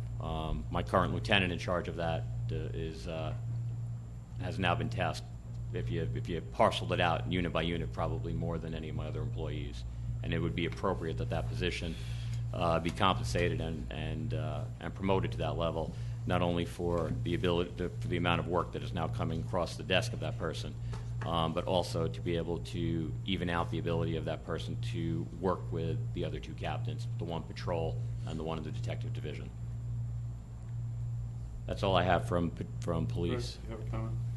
Could you just tell, is the career development plan, is that consulting fees going into that, or what exactly? It's entirely salary related. Okay. Okay. All right, Stacy, move on. If there's no other questions on the police.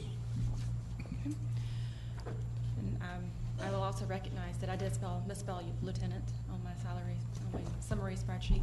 Sorry about that. Fast fingers trying to do this at the last minute. Moving on to the fire department, I will ask Chief to come up here and talk about his request. But I can start off with the paramedic incentive. We're requesting the incentive pay for paramedics. Whenever they get their paramedic certification, they get a 5% increase currently. And other cities in the area are offering much higher than that. And so we're requesting to bring this in line with market. It is affecting our ability to attract people into that field because it's just not enough for our current employees, and also our ability to attract people that when we have new positions available, it is affecting our ability to do that as well. Chief can certainly expand on that since he's standing right there. Yes. The paramedic of today has changed so much with the area of responsibility they have, the education they have, the recertification they're required to do. And there's this nationwide shortage of paramedics. And so it makes it very competitive for cities and providers to seek out good quality paramedics. And when we started our ALS program, which is our advanced life support, in 2009, we put that program in place, and then in 2010 we added 5% to give those guys that incentive for that additional liability and responsibility they have. Because when they get on scene, no matter what rank you are, the paramedic is in control, and that person is calling the shots and making the difference on how the patient outcome. So since 2010 to today, 6 years later, it's time to increase that pay to go along with that level of responsibility, as well as the educational requirement and the liability that goes with that. And again, there's such a competitive market out there for paramedics today that right now we are not competitive. It's very difficult to recruit firefighter paramedics out there. So that's why we're asking for that 5% bump in that. How many paramedics do you have on staff now? Right now we have 20. 20. We have 6 on each shift. We have 1 battalion chief who's a paramedic, and we have 1 captain EMS coordinator who's a paramedic who's on days in administration. And he's the one that helps coordinate the day-to-day operations of the EMS side. So this incentive here would just cover the 20 that are on staff? That's correct. Okay. Any more questions on that? I'll go down the list here if you like. Sure. The administrative salary adjustment, this we found that this covers our battalion chiefs and captains who are on days. Right now, a battalion chief on shift who works a 24/48 shift, he's earning an additional 8 hours for every holiday than the battalion chief or captain who's on days. So there's an imbalance there between the two ranks. So taking a battalion chief from operations and moving him to administration, he would take a pay cut. And it's very difficult to recruit and get somebody moved from an operations side into administrative side. So what we're asking for is just the equity between the two assignments. Okay. Questions on that? Any questions? Community Safety and Logistics Officer. Right now, we are handling all the logistics or support services items in the department, either from myself all the way down to every captain in the department. Every captain has a responsibility. One may have uniforms, one may have turnout gear, one may be ordering tires and for apparatus, one may be dealing with air conditioning vendors. So we're all over the place. We have no consistency with this. It's gotten to a point where we need to have somebody to coordinate that and be centralized so we can be more efficient in the way we do our taking care of all our logistical items, our stations, our equipment. And a lot of these are very specialized items, such as fire apparatus. They deal with vendors who are specialized in that field. You can't just go down to the Jiffy Lube and get an oil change. You have to have a specialized mechanic who's certified to deal with these things. And we need to have the right person involved to make sure that's coordinated and done correctly. Right now, captains who are doing this from a shift perspective is that they are on 24 but off 48 hours. So these types of things and problems happen most of the time, it seems like, Murphy's Law, when they're not there, not on duty. So then we're calling them at home, saying, hey, the truck's broken down or the air conditioner's broken. So we contact them at home. So now they're doing work off duty where we should be compensating them for that, and we're not at this point. So the goal here is to bring all of this centralized under one person who can handle this. And then in addition to that, we're going to give them some added responsibility of community risk reduction and part of our pub ed program to help bring that forward a little bit further than what we're doing today. Since the Prevention Bureau only has 2 people in it, it's very difficult to accomplish all the pub ed events that we want to do, all the community outreach we want to do, as well as doing the fire prevention work that they're doing today. Questions on that? The in-house paramedic program. Again, since we're having such difficulties recruiting paramedics, what the goal here is to bring an in-house paramedic program into the department, identify 6 individuals who are willing, and they get vetted through a program to make sure that they are able to handle the paramedic program. It's a 15-month program. It's very intense. It's time-consuming. And the goal here is to train them in-house. We have identified a vendor who's doing this. They just finished a pilot program with Johns Creek, and all 6 of them that went through the program there were successful and are now state-certified paramedics. It's a 15-month program. It's a large commitment on the employee. So once we get through that, the goal then is we'll have 6 additional paramedics in the shifts, which will put 2 more on each shift. And then, again, if the paramedic incentive is bumped up, then they will then be entitled to that as well. But that won't be until next fiscal year because this would be a 15-month program to train these paramedics. Community response, community emergency response team is our CERT team, and basically what this is just supplies and materials and some training materials for the CERT team. So once we've identified the CERT team. Right now we have 2 of our, we have a captain and a battalion chief at the National Fire Academy this week. They're being trained on putting together CERT programs, and they're going to bring that back, and then we'll go ahead and be able to start our program here, which is, again, part of our strategic plan. A career path incentive. Chief Krokoff has already mentioned that on the police side and how that's going to work.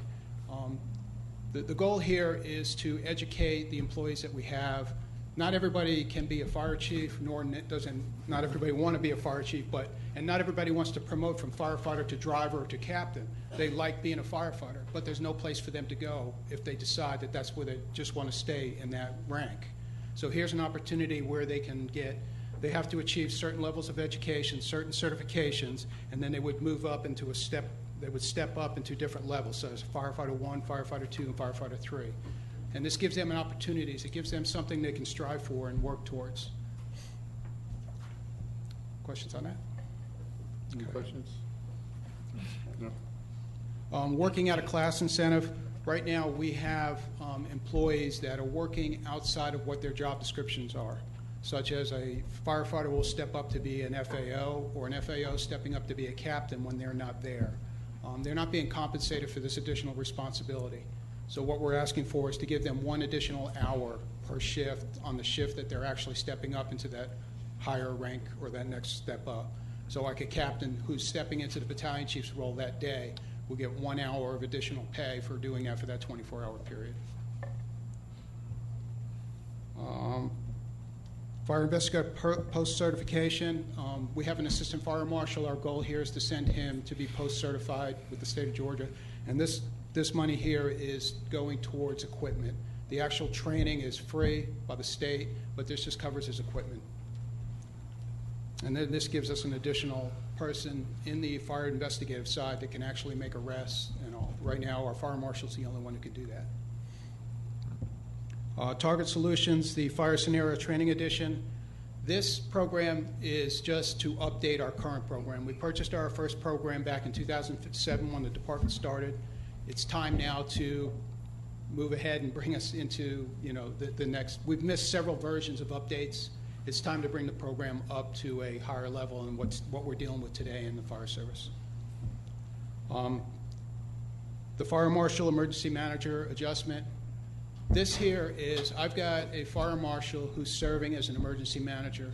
He's wearing 2 hats amongst many other responsibilities that he's dealing with. He's the fire marshal, he's plan reviewer, he's the fire inspector, he's the arson investigator. On top of that, he's the city's emergency manager. He's the one who's making sure during these major winter storms or any other type of tornado events that he's the guy who's out there, he's communicating, he's getting the information out to you all, as well as the city staff and the community. He's the one who was responsible for our tornado sirens. So the level of responsibility this individual has in any other organization is 2 people. He's doing both. So all I'm asking is just to bump him up to be compensated for the responsibilities he has and the job that he is doing. And that's it. And there's a lot of supporting data and information that is in the packets that I believe that you'll be getting to help support all of these initiatives. So. Okay. Any questions or comments, Chief Edgar? Thank you, sir. I have one question. Yes. So, if we have one person doing multiple tasks, that would be the job of 2 people.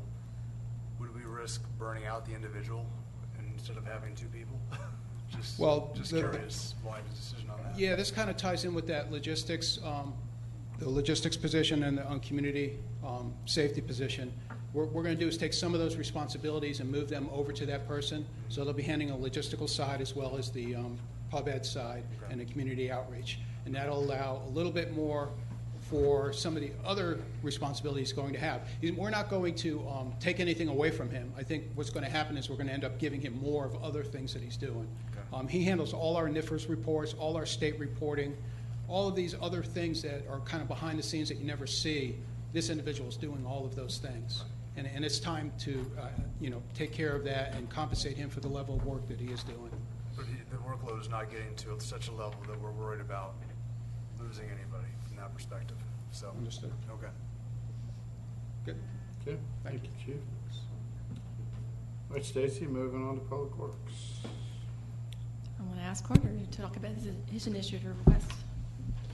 So the first one we were looking for, we talked about a little bit before when we were looking at the GIS system, is the parcel realignment. And what we found with the parcel database that we received from the county is that the parcel geometry just is not accurate. And so this project would outsource this to have someone correct the parcel geometry.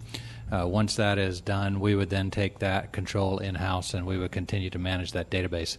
Just the initial geometry correction is such a large project. It would essentially take our one GIS person offline for 2 to 3 years to go ahead and get this done internally. So we can do it relatively quickly outside. It's a project that Roswell has done for years. They took theirs over years ago. Johns Creek has done it. Alpharetta is looking at doing it. So it's something that we've all recognized as being an important component of the GIS system and making sure that we have an accurate data set available to us. Questions on that? We can certainly give you a demonstration of the parcel database and how it relates to our current aerial and the geometry, if you'd like to see that at a later date. As it, how it doesn't? Or how it doesn't, that's correct. The second request is the facilities manager. As we're bringing on more facilities, particularly with City Hall, and now we're looking at the expansion onto the Highway 9 property with the court, police, and fire facilities over there. This is facilities manager would be responsible for the day-to-day operations and maintenance of those facilities as we begin to bring them online. And I don't know that I have much more than that, but he would be the key person involved with maintaining our systems. Would that position be created October 1st or not till we actually have a City Hall? We talked about the potential of bringing that online, so this position would report to the city architect, and having that person in-house and understanding these facilities probably is sufficient. Ordinarily, I'd like to bring them immediately online so that they can be involved in the completion of the facilities, so that they understand the systems that are going in place. But I think, did we put that in as a... We put it in for the whole year, but Okay. we were looking at possibly adjusting that as we go through the budget process itself to right-size it to when we actually think we would be hiring the position. And that would be See, kind fine. of blended in where, before City Hall's done, but to be get familiar with the That's facilities right. and whatnot at the final stages. So that, Bob is so intimately familiar with that facility that I think he has all the background knowledge that we need. So it would be fine if we wanted to look at that. Okay, any questions? All right. Stacy, move on to Parks and Rec. Sure. In the Parks and Rec Department, I can take on this one. The request that was submitted was to increase the hourly rate that we have for, excuse me, our Camp Joyful Souls counselors, and all the way from the lead counselor, supervisor counselor, and all the way down to Counselor 1. We were looking at right-sizing that to fit the market. We want to make sure that we are able to either retain the current staff that we've been able to have and enjoy over the several years that we've had them, or also attract new counselors into the field. If you take a look at what some, I would say fast food, but some of the private industries that normally would pay at the minimum wage, they are actually paying a little bit higher, about $10 an hour for a gas station attendant or somebody working at some fast food restaurants, and we certainly don't want to lose some quality employees to places like that. So we definitely want to increase the hourly rate. It's at a very minimal amount to be able to attract and retain some really good people working with our Joyful Souls campers. Okay, well, any questions for Stacy on that? Jim, you good with that? Okay. All right, move on to community development. Under community development, you'll see the first line item request is the landscape architect. We're going to take a look at that as we move forward. I believe it's the rural viewshed amendments. If they go through the process, and if them, am I saying that right? Is that listed on theirs? It should. It is on the. It's not on the city manager not recommended. It's approved. under department It's- request. Okay. It's one that didn't get it over. To Should the be city zeroed manager. out as of right now. It is. And it's something we're going to still assess. We want to see what happens with the enhancements that you're all looking at, and see where that brings us. And I also want to see this is actually going to be part of another M&O initiative that's coming up as we realign our enforcement of our current codes and things along those lines. I think we might be able to have some of the people that were inspecting take more of a larger role of where this landscape architect would have. I'm talking about something that doesn't even exist, but I think it would be prudent for us to wait and see what happens with these enhancements, certainly before we commit to spending $1 on it. Okay. Right. The zoning and development technician, This is a position that has been needed for quite some time in the Community Development Department. This is basically a high-level admin assistant that would assist the planners in making sure that things move through the process in an organized and correct and accurate way, and also be able to handle some of the public, not outreach, but a lot of the public information or inquiries that we get to make sure that everything is answered properly and the person has enough time. I think Kathy can do a much better job at explaining the request for this than I can.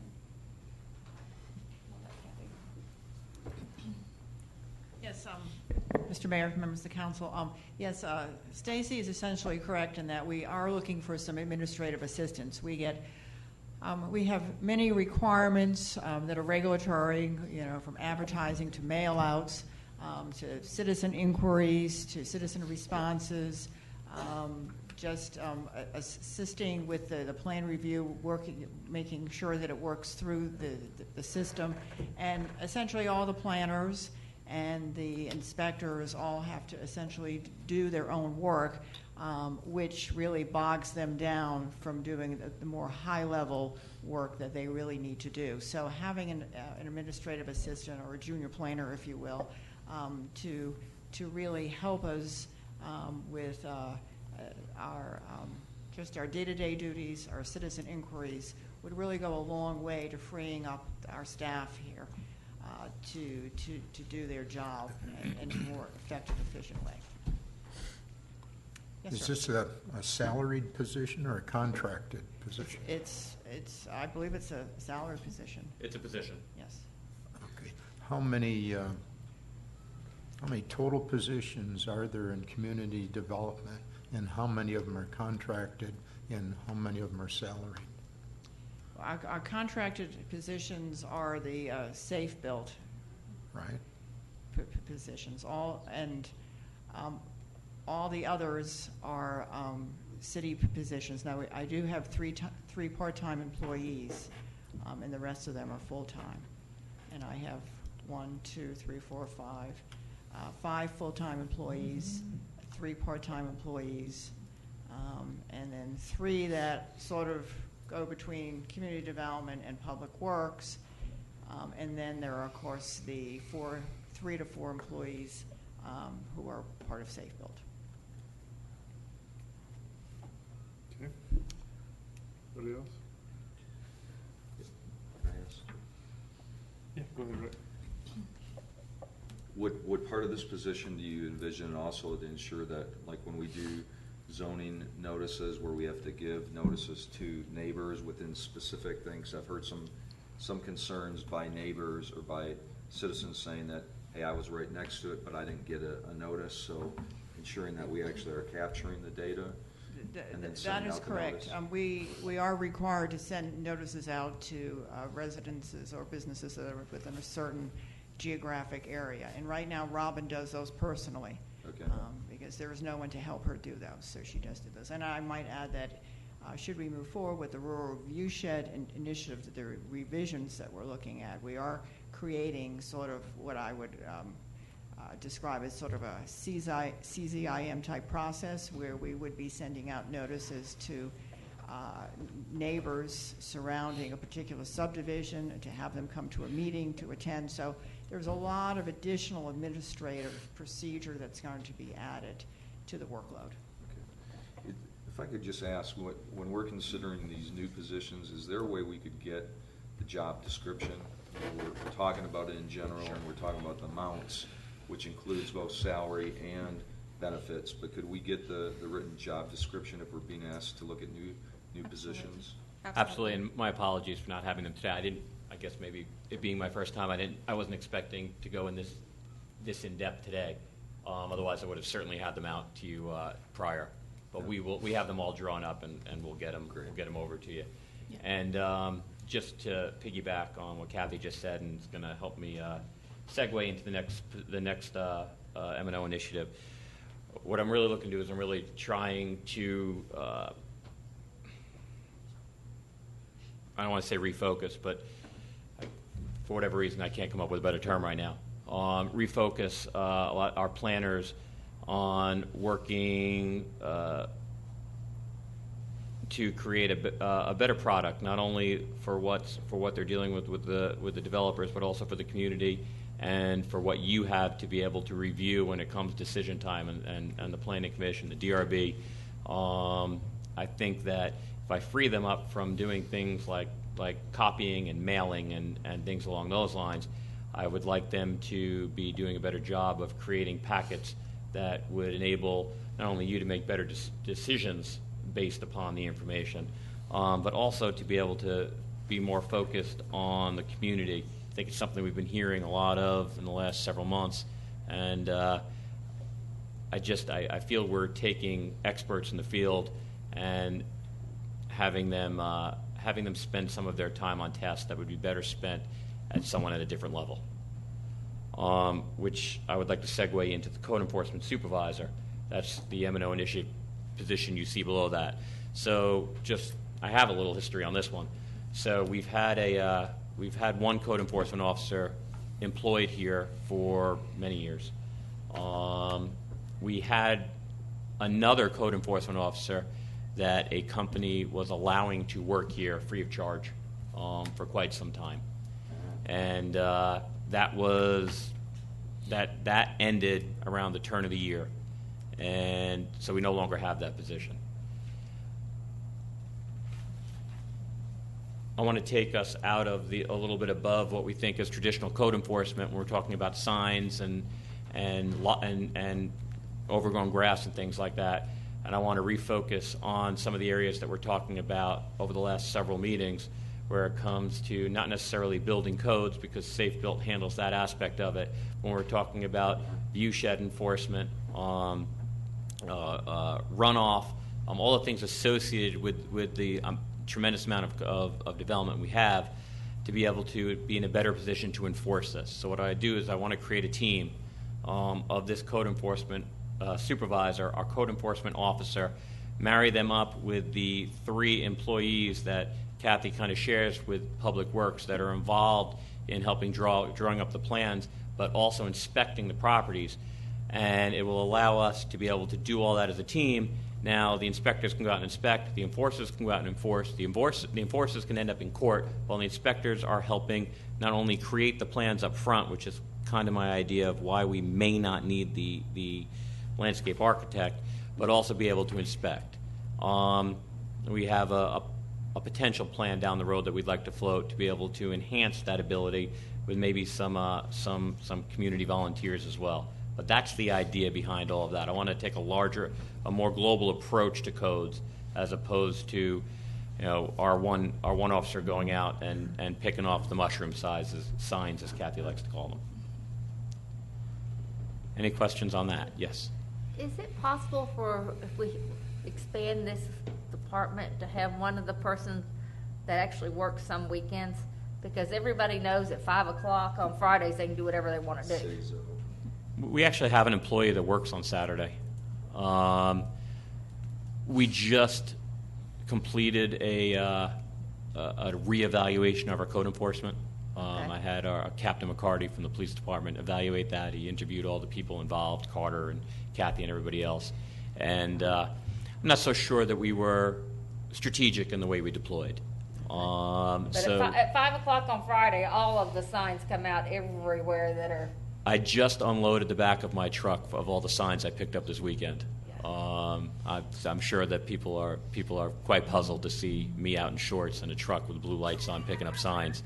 But it could be a full-time job picking up signs on weekends. I mean, I understand where you're coming from with that, but I think it just involves a little bit more strategic. That and the neon alignment. lights in store windows that are not allowed more than a certain distance from the door, that are everywhere. I have seen them as well. It's a matter of, I go back to what I said earlier, purpose, motivation, and direction. I think we just need to do that a little bit more. Okay, any more questions? All right, Stacy. Okay, before I ask Sarah to come up and talk about the enhanced business recruitment request that she submitted, I'm going to talk a little bit about the last request that you see there, which is a reclassification of her position to a full-time position. In the strategic planning process, it was clear that there's a focus more solely on economic development. We actually have one goal that's around that function in particular. And several initiatives throughout the strategic plan have been identified, as well as some new initiatives that have been brought forth through the last several council meetings, one being the equestrian piece and the arts council and things like that. And when we start taking a look at the strategic plan and how we're going to achieve the objectives that are listed there, we really needed to have a more full-time person in this role. It can't really be done solely by a part-time person. And so we're requesting to make that position into a full-time position. So the salary that you see there is the difference between what she currently makes as a part-time person, plus the obviously the salary goes along with it, plus benefits, since part-time positions do not currently get benefits. I can jump in on this. This is being driven entirely by me. I think we're missing some opportunities here as it pertains to economic development. This area is a great example. In fact, the building we're in is a great example. We're looking to really maximize our commercial areas, which we don't have a tremendous amount of. If we want to drive the development of those areas to maximize it the way you've directed us to in the strategic plan, we've got to create the demand. We've got to create the demand in a manner that something that you want to see in this city. To give you an example, we're sitting on a plot that could be a 14-story building. According to our strategic plan, you want to maximize this area. However, right now, there's nothing driving that demand. We see a little bit coming in. We're getting some overflow from Alpharetta and some of the tech stuff they're doing. But I think we really need to define ourselves as a city of what we truly want to do here. If we don't start directing development in these commercial zones, you're going to see development in a manner that is inconsistent with what you may want. And not only that, not necessarily maximizing the potential of our small commercial area. We have, as a tax base, I know it's no surprise to you, we have a very small tax base derived from commercial revenues. I believe that we need to marry economic development with community development in the city and start driving that. And we do, with the time that our economic development coordinator has had, she has done an excellent job. I just don't think we're being serious enough about driving that, and that's why I'm pushing that. Questions on that or comments? No. I'd agree. No, thank you. Okay. So for the initiative that's listed there, which is enhanced business recruitment, Sarah does a much better job at explaining that than I do, so I'm going to ask her to come up and talk about that. So that, good evening. That line item is two things. One is $50,000 for a study. Roswell is putting it in their budget as well for this year. But the group that I've spoken to, of course, it will go out to bid for other groups to bid on as well. But Buxton Group, the basics of what they do is they'll go out and they'll do an intense demographic study on the specific nodes that we ask them to look at. They'll look at one a year over 3 years. You get into a 3-year commitment with them. So the first one we would have them look at is Deerfield. They'll come in, do an intense demographic study and see where money is leaking, where, like when you go to a store and they ask you for your zip code. So how many 30004s are shopping down in Marietta or somewhere like that instead of here? So how can we get them to come here? Looking at the demographics, do you shop at Sam's versus Publix versus Kroger? They get down deeper than just the basic demographics that you can get from Georgia Power. But every year what they'll give us based on the demographics, they'll look at our available land space and they'll match us up with 20 companies a year that specifically are looking for these demographics for 15,000 square feet of office space at this price point. And then we get the other part of the request is $3,300. $800 of that is for a membership to ICSC. It's the International Center for Shopping Centers, International Council for Shopping Centers. Yeah, that one. So a membership to there, because And if we do this study and we have these 20 reports for each company, well, we need to go talk to them and get them to come and have the Buxton Group or whoever we choose will facilitate that introduction to the company. So we'll go to the conference and say, hi, I'm Sarah with Milton. Here's the report that says exactly why you need to be on Deerfield or in Crabapple or up at Birmingham Crossroads. So come hang out with us. So, and it's what Steve is saying. We can sit here and we can let growth happen to us. People will come to Milton. It will overflow to Milton. It will, where our price points are a little lower than Alpharetta, it will come here. Or we can be intentional and go after what we know can be here and be successful. So that's why I feel this study is important. Questions? Any questions on that? Comments? Delay the presentation. All right. Okay. So that does it for M&O initiatives. We can move on into capital improvement plan.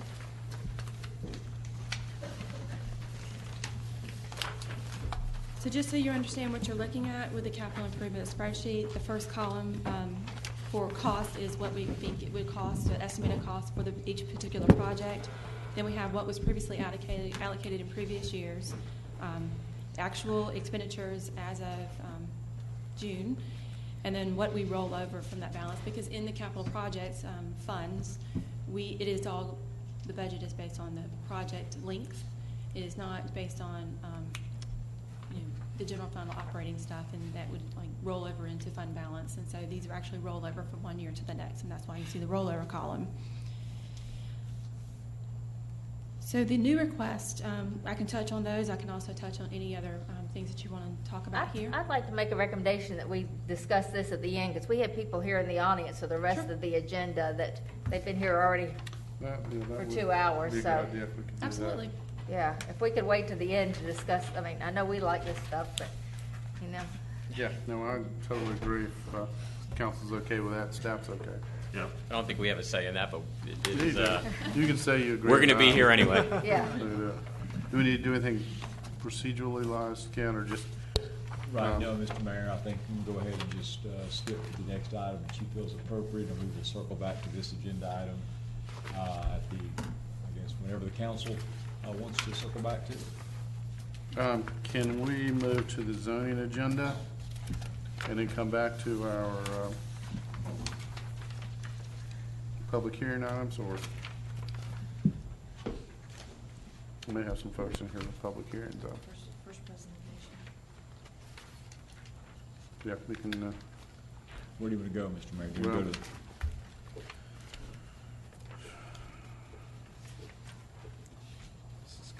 I'd like to go to the zoning agenda.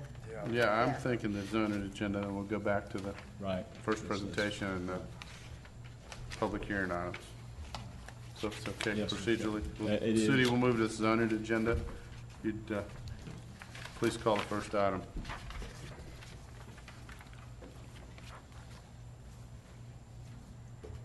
Our first item is consideration of RZ 1603, Donegal Lane, Northern End, by 1699 Land Company, LLC, to rezone from AG1 agricultural to R3A residential to develop 26 single-family homes on 17.25 acres of an overall density of 1.5 units per acre, and a concurrent variance to reduce setback for a new street from 50 feet to 0 feet, section 642397. Agenda item number 16169. First presentation was the August 1st meeting. That's Kathy Fielder. Thank you, Mr. Mayor, members of the City Council.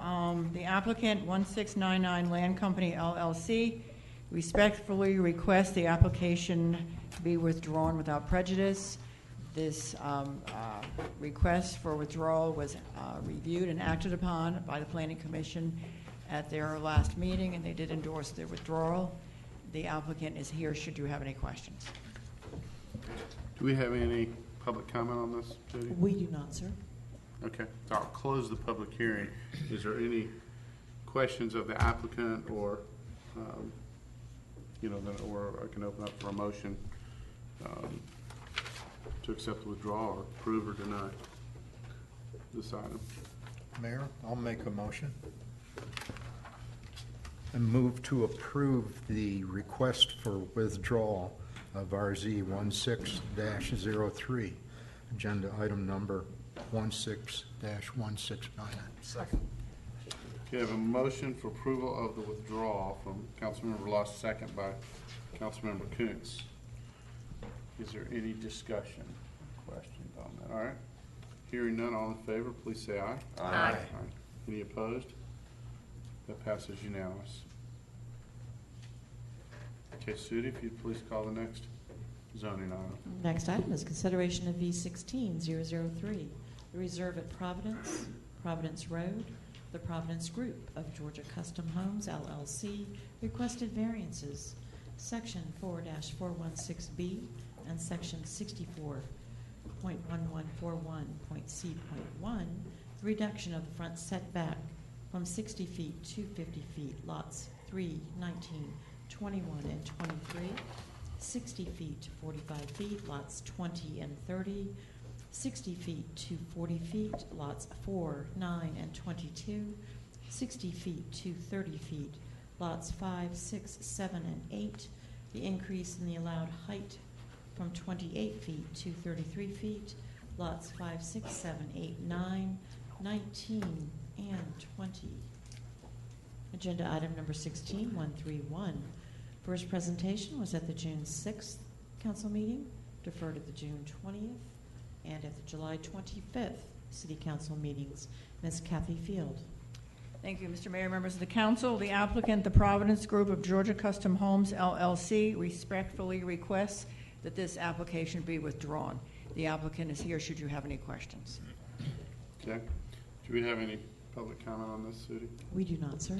I'll close the public hearing and open up for either questions from council or a motion for approval, denial, or defer or to accept the hearing.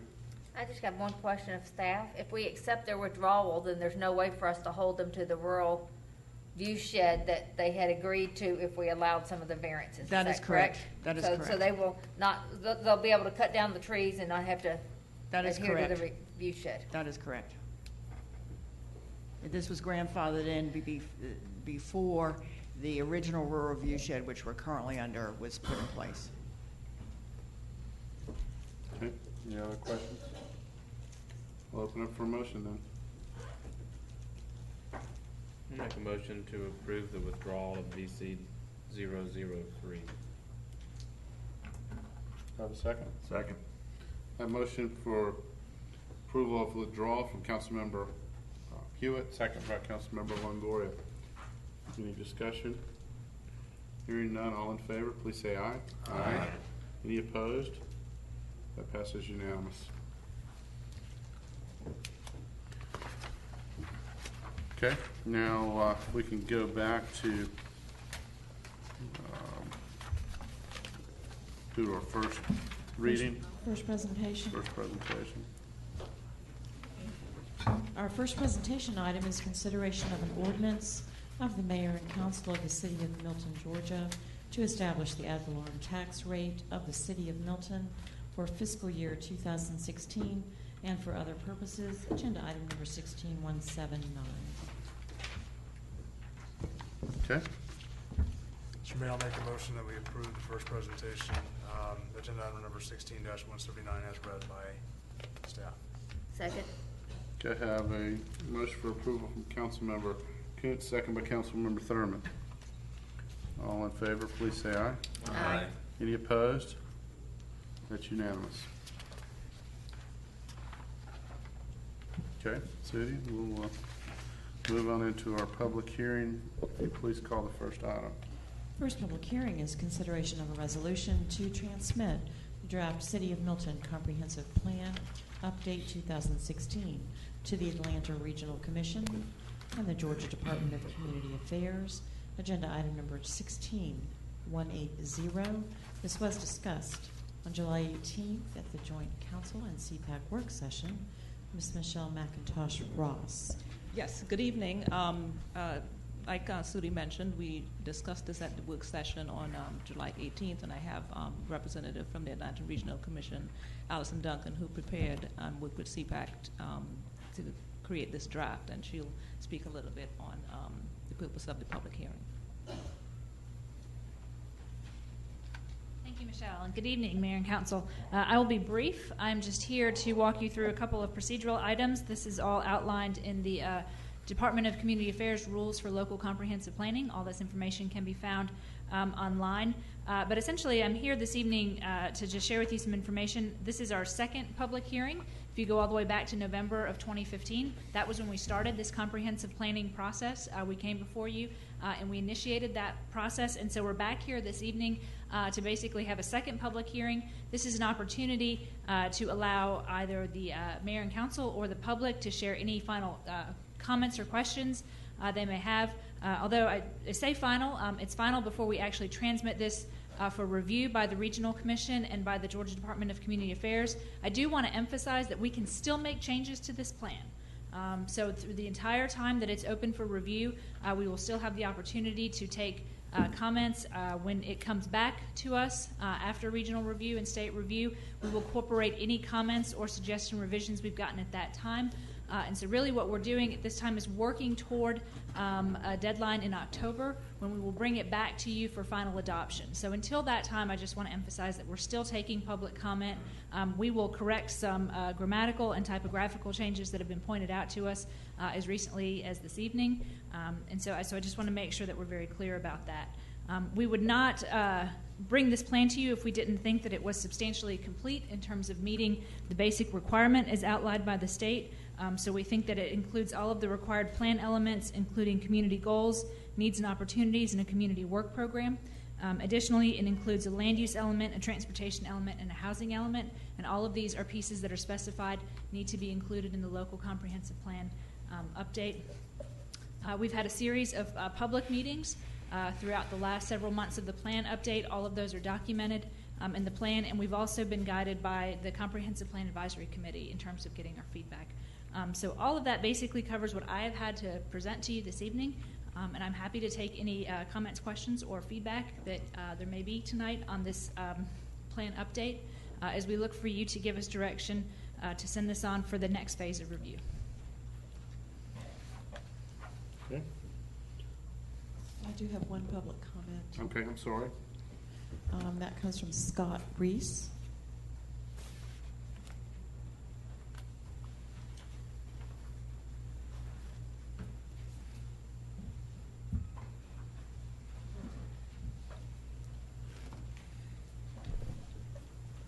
Mr. Mayor, members of council, I'm Scott Reese with Brumbelow Reese & Associates, doing business at 13685 Highway 9, Milton, Georgia 30004. I'm here tonight to speak upon the CLUP. My main point is that we do understand that there are distinct character areas in the city. My concern is that the area that is characterized as Milton Lakes is being looked at as the same as the more agricultural, undeveloped areas in the city. This particular area is bounded by the city of Alpharetta. There's sewer available. There's sewer through several of the properties. There are existing subdivisions that surround undeveloped parcels that are been developed in less than 1 acre densities. I just want to make sure that we understand that this is a distinct area. It is not the same as the northern end of Birmingham Highway or Birmingham Road or Freemanville Road. There are existing subdivisions that are ½ acre and smaller lots. It's bounded by the city of Alpharetta with R15 zoning. And in your, quoting the words directly back is this area should be developed with new residential developments that match the mix of housing types and style and lot sizes of the existing neighborhoods. So I just wanted to make sure that this was still going forward, or that was the plan that was dictated to me by the planners that that was the future designation of this area, but I have received word that it was not, and it would be, a different area. I just think that the areas that we have, that sewer's there, and we have small lots, we need to keep in, if we're gonna have any diversity whatsoever in our housing, we've got to take advantage of those areas, because the rest of the area where sewer's not available, there's no planning. It's 1 acre lots. We've gone down the path of the conservation subdivision. We still haven't seemed to find a happy medium there. So I think we really need to look at this area in a distinct and different appraisal than the overall rural Milton overview. Thank you for your time. Okay, thank you. Do we have any more public comments, Eddie? We do have one more that just came in. That's Mr. Jeff Shank. Good evening, Mr. Mayor and council members. I'm Jeff Shank. I live at 195 Selling Way, Alpharetta, and that's 30339. I'm here today to discuss the land use designation for tax parcels 22, excuse me, I'm gonna need my glasses here, 22-479-0103-60709 and 22-479-0103-60691. Collectively, the property was owned by the Sioux, who are attendance here tonight, and we want to discuss, I want to clarify one thing. I hope you all got the letter that went out on August 8th. They were emailed and certified mail. Hopefully you've had a chance to see these.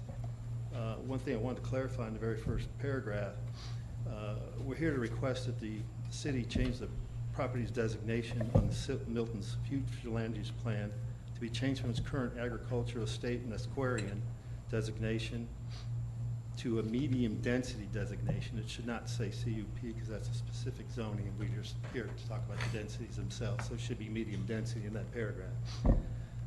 The property consists of approximately 47 acres of land located on the west side of Hopewell Road in the southern portion of Milton. The property is currently zoned AG1, but is shown on future land use plan as being Milton Lakes character area. The property is currently bounded by Hopewell Road to the east, a residential subdivision to the north, zoned R2A, a residential subdivision to the west, zoned R3A, and a residential subdivision to the southwest, zoned R4A. There's also a residential subdivision immediately to the south, Vickery Crest, that is zoned CUP. It's this subdivision that has the stub street into it that was the intent of the developer at that time to make it the next phase of Vickery Crest. However, the economy fell out and he never got an opportunity to do that, lost it back to the bank, and it was developed by another person, ended up going to Tom Sharp. Furthermore, we just want to say that the property does have the necessary sewer easement for sewer, and that the stub street is there, again, showing the intent of what this property is supposed to be developed as to begin with. Given these, we'd like to see the Sioux family, excuse me, I believe the future land use maps AE designation is erroneous because it conflicts with the city's future land use map designation, and because it fails to properly consider the surrounding uses and zoning classifications and infrastructure provided.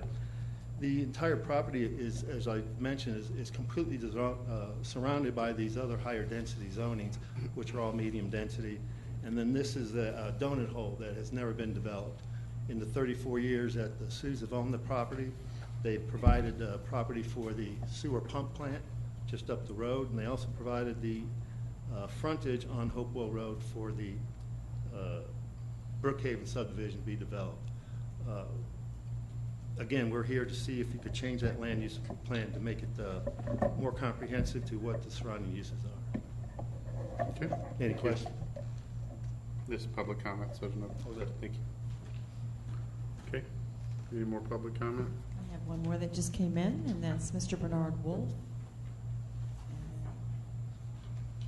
And another one after Bernard Wolf.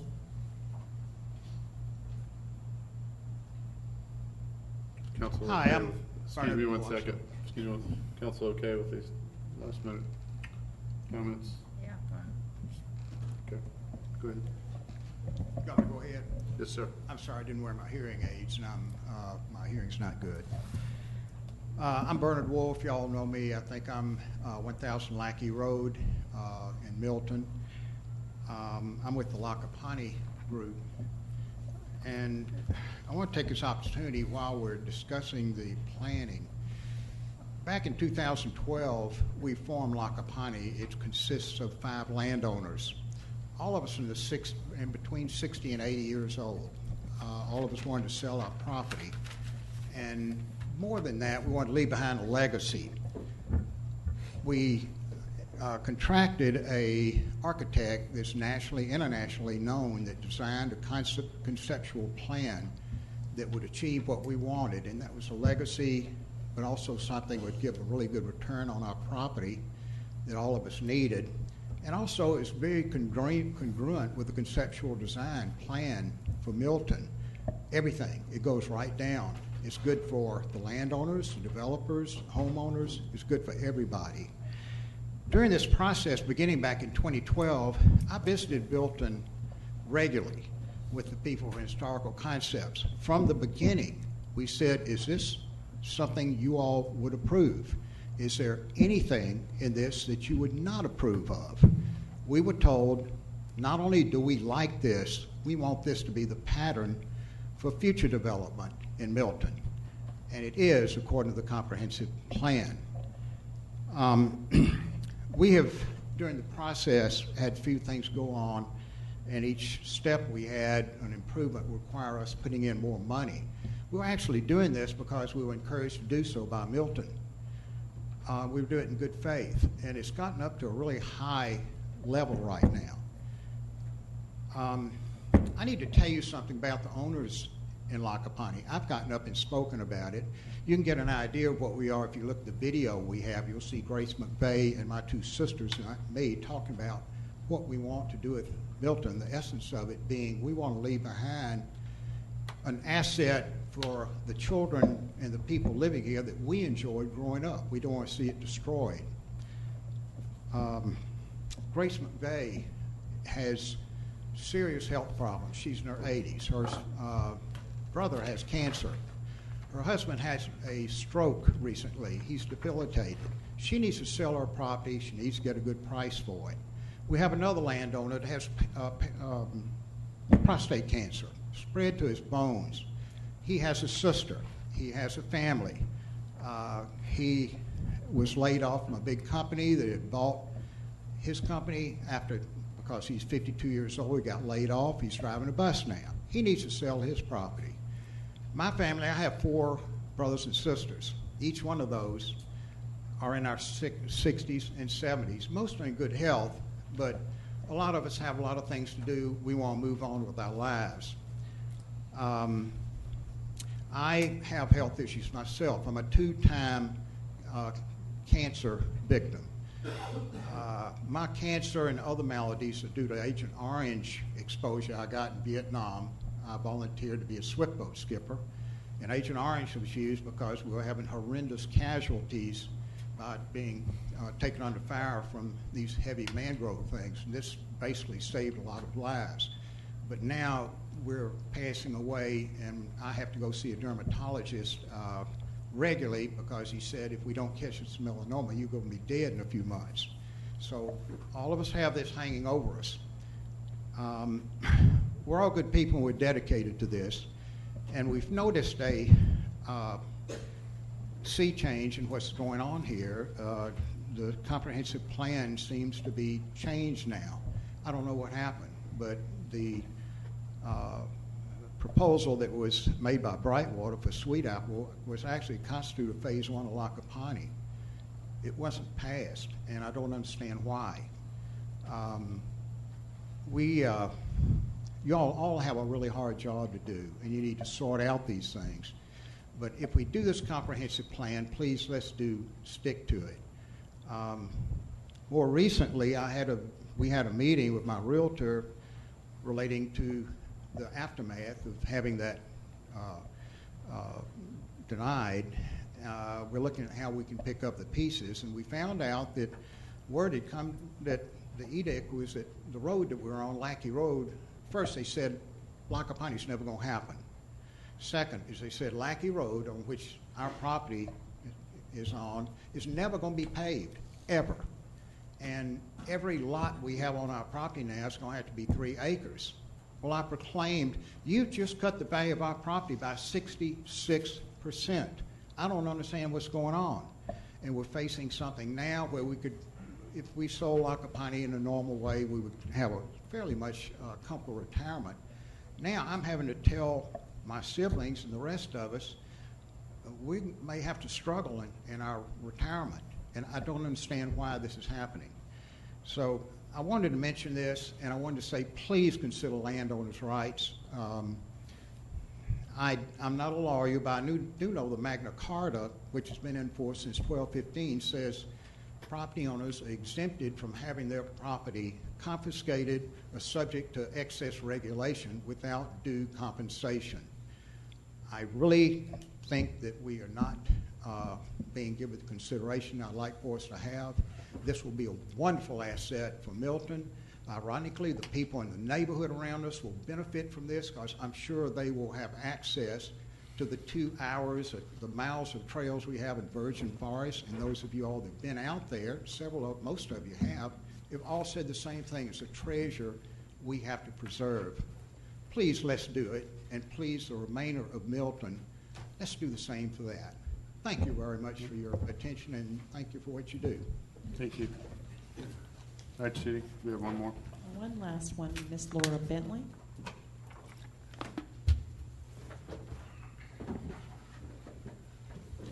Hi there, Laura Bentley, 2500 Bethany Church Road.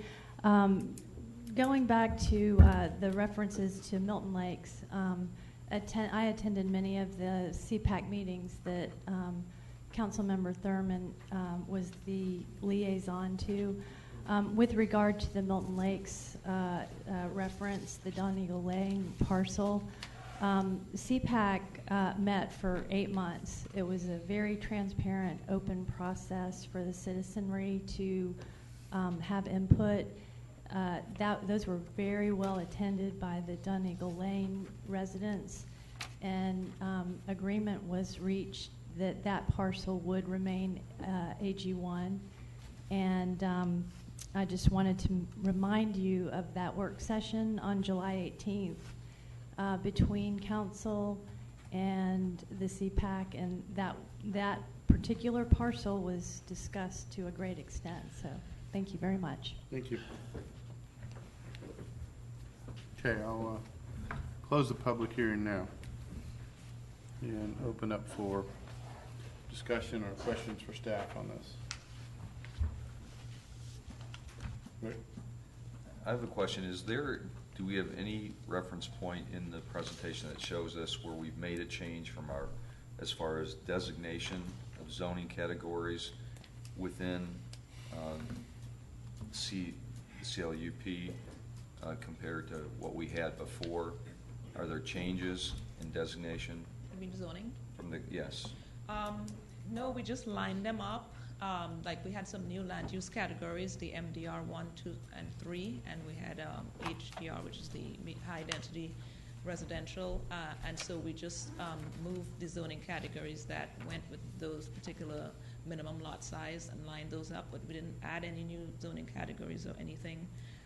We do have a line item in there which resulted from one of the meetings to look at possibly, this is through Planning Commission and whatnot, to possibly look at some additional zoning categories that would capture some of the differences between 1 acre and a half acre. No, we didn't make any changes. And I guess mine's more of a question of, with the current CPAC recommendation, are we seeing changes from the existing comprehensive land use plan? Did we have individual parcels or plats that have changed category other than the changing or the refining of the categories themselves? No, and as you know, the land use plan and the associated map that goes with it, the future land use map, those are policy documents that speak to density. and that then if we wanted to make any changes to the zoning, that would be a separate process. But based on what is in the updated comprehensive plan and future land use map, there really at this time is no need to update because everything is still consistent, although the comprehensive plan does speak to possible other zoning categories that we may want to consider in the future. But again, that would require a change to our zoning map, and that is not at this point being considered. From the July 18th work session, we did add some of the items that we heard. Like, for instance, I think one of the council members wanted to see the equestrian subdivisions, so we put a hash on there to show those. We did include a highlight for all of the TDR parcels. There are 3. So those types of additions are on there. Michelle, you mentioned the equestrian subdivisions. I looked for that and didn't see that. Could you show me where that is? Oh, it's just on the map. It's on the actual future land use map. On the future land use map. Okay, I don't have my. Is that page like 160?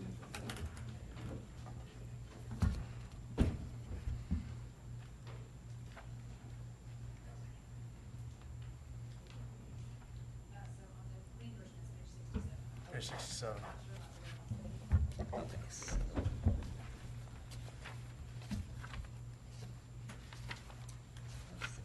There it is, okay. Looks like 66 on the one. Okay, yeah, so 67 on the clean version, and I got 66 on the one with the line items. okay. Yeah, so we did a sort of an aqua hash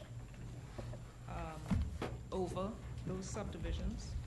Oh, I got you. I got you Yeah. on the north. Okay. Yeah, I it's see. probably small.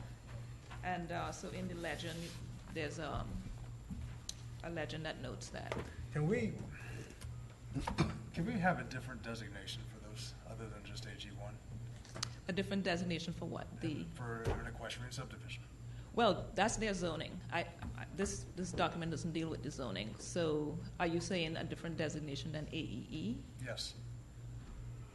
Because it's everything else is separated because everything else is a subdivision. You have individual lot AG1 lots, and then you have AG1 subdivisions as well.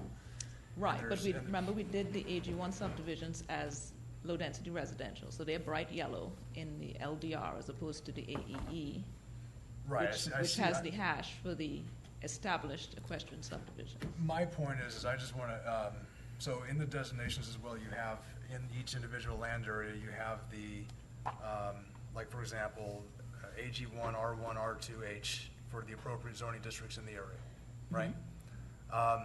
So, R1, R2 is a subdivision zoning, right? CUP is a subdivision zoning, correct? Right? AG1 could be a subdivision zoning or a non-subdivision zoning, Yes. right? I'd like to separate those somehow so that we know what that is. And then thirdly, we have equestrian as that too. I'm kind of tired of us trying to believe that AG1 is an equestrian subdivision or an equestrian feature on that. And I like to have an equestrian subdivision zoning that we can think of, such as what we have there with Tullamore or something like that. We need to distinguish between those because right now we've got a lot of non-equestrian based AG1 subdivisions, and people have been believing that AG1 will protect that, and there's a lot of people in the community that don't think it does. So I think by clarifying what is, we have a better chance of reaching goals that we might attain through here. So I would love to separate AG1 subdivisions, AG1 individual lots, non-subdivisions, and then equestrian subdivisions like Tullamore or something like that. We need to have some kind of distinction. Right, and what I'm hearing though, we have on the land use map, and we have a work program item that will look at zoning. We have it on our work program in the tables that we're going to be looking at the zoning and the land use at a different time. But as far as the map, we do have an equestrian subdivision color. Right, I'm talking more in the individual parcel aspects. You've got a table here of appropriate zoning districts in the area. Right, that's what I'm speaking of. We have So I want to make sure they match up. If we have an equestrian-based subdivision aspect and is not listed as such, I want to make sure we list it as such, as an option in those different areas. But we're too ambiguous with AG1 as a whole. It's time we start clarifying or separating what they are. Yeah. Because we got subdivision designations in R1, R2, but then AG1 could be anything. And we say this stuff as though we're reaching an objective, and it's too ambiguous to make a clarified goal about what it is we're trying to reach. So in those tables, I just want to separate AG1 and call it what it is. Okay. And On the future land use map, though, we have separated it. Yes. Because we Yeah, have that's- moved out everything that's the AG1 subdivisions that are not the equestrian large lot subdivisions, we've moved out and put them in their own color. great, Yes. let's put it in the Yes. tables too, that's all I'm saying. Yeah, because see, it's all the yellow here. It's consistency in some aspects of this that I have some problems with, and that was one thing that I'd like to mention. Yeah, and so, I mean, that would come up more when we go into it some more to sort of get that zoning reconciled with the land use. But for right now, we did distinguish that on the map, and the tables But not that the you're looking tables. at is, well, yeah, the tables that you're looking at are what is allowed. And so when that project happens, then those tables can be amended. Sure. Yeah, In October? sorry? In October? Well, Maybe whenever planning commission or whoever decides to take the project on and work through the whole thing. Is there a way we can't add something or make a change now? I mean, I'm just trying to understand why not now on the tables?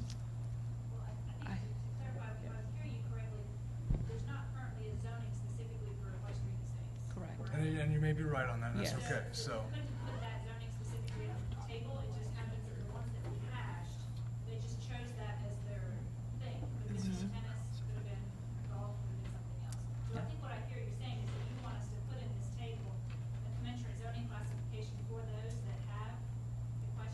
Yeah, like Tullamore is a subdivision. Right.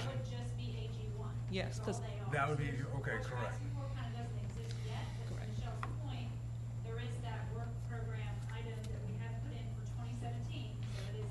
around the corner. So forgive me if I mention this, but in our legislative capacity as elected officials, would it then not be in our power at any point in time to be able to declare a classification, not necessarily in an ordinance, but something we might aspire to in a comprehensive plan? And it's just a question that, when is the planning point? I mean, obviously, I know we want to get clear on this, but if we have some idea of a Tullamore, when does the idea of a new classification take effect? Does it not happen at the planning stage, or? It happens when we go in and amend the zoning ordinance and the zoning map. Because we would have to establish a new zoning district, and then we would have to then identify where that zoning district would be. We have some existing ones already. And we could change the zoning map. We're dealing with apples and oranges now. Don't forget land use policy and then the zoning, which implements the land use. So we could go in certainly at any time. We do have money in our budget, which we're going to talk about, for a unified development code, which would be certainly an appropriate time to relook at all of those zoning categories and change them and make them more definitive. You're talking about taking the AG1 and breaking it down into subcategories. We could do that, or we can do it sooner. We're certainly available to do that, but that's what would have to happen. Okay, and that's procedurally, that's okay, so maybe I was incorrect on the actual procedure here, but my point is I would like to see that happen, and letting that announcement happen here so the council can hear it. Thank you. Karen? I had requested, and I think you had made the change based on what I'm seeing here, which is different from what you sent out, that we change it from saying unattractive subdivision entrances, just to say that are not in keeping with our rural character. Was that change? Yes. What a change was made? Page That was 18, okay. I hate calling a subdivision entrance like the manor unattractive, because, I mean, in most places it would be considered extremely attractive. It just may not be what we think of as keeping with Milton, but it's a very attractive subdivision entrance, and I don't want to tell somebody they live in an unattractive subdivision. Yeah, page 18. That's what we were saying. Right Do you want to? I was just going to say, if we identified the right area, we changed it to read, lack of design standards have led to subdivision entrances that are not in keeping with the rural character of the area. Much better than saying unattractive subdivision entrances. Right. Now the bullet above it does say unattractive sprawl development has led to visual clutter. Is that an okay use of the word unattractive, or do we need to change that also? Because I was only looking at the subdivision entrances. Well, I'm okay with I'm that, okay as long with as we that. don't tell people they live in unattractive subdivisions with unattractive subdivision entrances. Got it. So we did make that change. That's page 18 of it. Yeah. I mean, like I said, they should. Unattractive and then unattractive. Okay, thank you. Okay, any other questions? All right, Judy, we'll move on to the next public hearing. Please sound the item. This item is consideration of a resolution requesting the transmitting of the draft capital improvements element 2016 annual update relating to the city's impact fee program to the Atlanta Regional Commission for a regional and state review. Agenda item number 16181. This was discussed at the August 8th City Council work session. Ms. Michelle McIntosh Ross. Yes, good evening again. We're here for the required public hearing. This is, as Sudi mentioned, relating to municipalities that collect impact fees. We now have the requirement to do annual updates of the project listings, which is based off of the 2015 capital improvements element. The draft was prepared in accordance with the impact fee compliance requirements, and Ross and Associates prepared this draft document, and we have a representative from Ross and Associates if we have any questions. Later this evening, we will come back to speak about transmitting the document to Department of Community Affairs and the ARC. Any questions? Any questions? Do you have any public comments? I do not, sir. Okay, I'll close the hearing. Do you have any comments or council? Okay. We can move on to our final public hearing item. Sudi, if you could please. This is consideration of an ordinance of the mayor and council of the city of Milton, Georgia, to establish the ad valorem tax rate for the city of Milton for fiscal year 2016 and for other purposes. Agenda item number 16179. First presentation was this evening. Ms. Stacy Inglis. So this is simply the public hearing portion of it. We aren't necessarily required to hold a public hearing at this time because we aren't approving the ordinance for the approval of the millage rate. We'll be doing that on the September 7th meeting, I believe. So the millage rate is still proposed at 4.731 mils. That is the same millage rate that we've had since the inception of the city, since first tax year 2007. I think I know I sent you guys an email last week talking about the late property tax digest from Fulton County. If we are able to bill within September, we should be fine to meet the budget that we have projected for FY16. The way it is shaking out, the real personal property taxes, the assessments for those are over $2.4 billion. And when you couple that with motor vehicle taxes, which is $55 million, and you couple that with, or decrease that by the exemptions, the total amount of taxes that will be levied on real property taxes, personal property taxes, and motor vehicle, which is those taxes that still have the birthday tax. We're looking to levy a little over $11 million for FY16. This overall is a net increase of 4.5%, and that is due solely to the newly improved properties that we've brought online in Milton. And I'll be happy to answer any questions. Any questions for Stacy? Okay, thank you. All right, Judy, please call our next item. I think there's a public hearing. Oh, sorry. Call our next we have another public hearing? Public comments, yeah, this is the public hearing, so if There's there's any no- public. Yeah, There is no, no public I'd comment. already asked, there was no comments, yeah. So, There's I none. think we closed it, yeah, okay. Judy, if you'll call the next item? Our next item was moved from the consent agenda. This consideration of April 25th, 2016 regular city council minutes. Agenda item number 16178.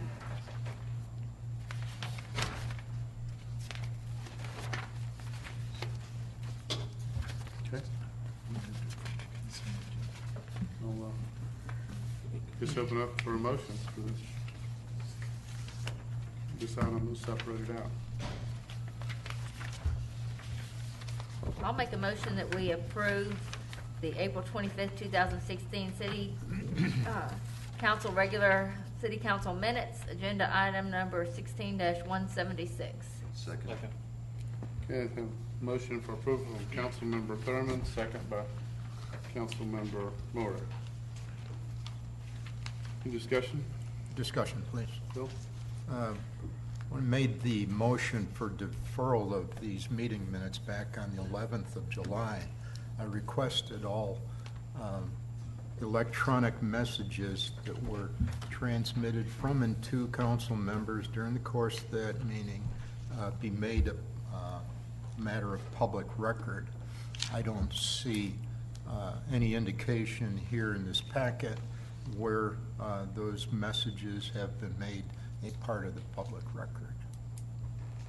It was my understanding that they weren't going to be made part of the minutes, but they would be part of the public record, and that's why they're not part of the minutes. That's exactly what I said. I think they're available. They're available, correct? but they're not part of the minutes. That's right. They're not going to be part of the minutes. I don't think anybody is challenging that. I think the only issue is how will they be made part of the record? And the recommendation I had made is that you all have basically agenda tabs on your website for every meeting, and if you can do it technically, it would be perfectly appropriate for these two meetings for that to be a hyperlink as well under the various meetings. That would be the April 25th meeting and the June 20th meeting. So a citizen could go to the agenda or to the web page and click on, I think I even proposed some language as to what to call it, e-communications from this meeting or related to this meeting. That's all I know to do. Okay. So maybe I'm still unclear to that then. How would they be available to the public at this time when these meeting minutes are up for approval? Where would the hyperlink be? Is that available right now? It's not that I'm aware of. The meeting minutes aren't available until they're approved, are they? I mean, they're not on our. They are available. They're available. But they're not. They're not posted on the website No, not until they posted, are yeah, approved. until they're So approved. April and June Right. are not on the website. Yeah. So wouldn't they just, once you post them on the website, there's, as you recommended, Ken, there'd be a link? Right. There'd be a link to them, and I mean, Florida Canada would be a packet of them. But I mean, I have not affirmatively made them available to anyone. I think there's been some Open Records Act requests that I think have at least gotten them, but they're not published as I know it right now.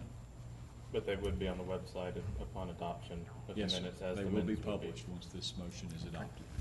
All right. You're right. There is I guess a chronology here. That's the chronology I would recommend at this point, if the purpose is to get these online. Okay, I think that's the purpose.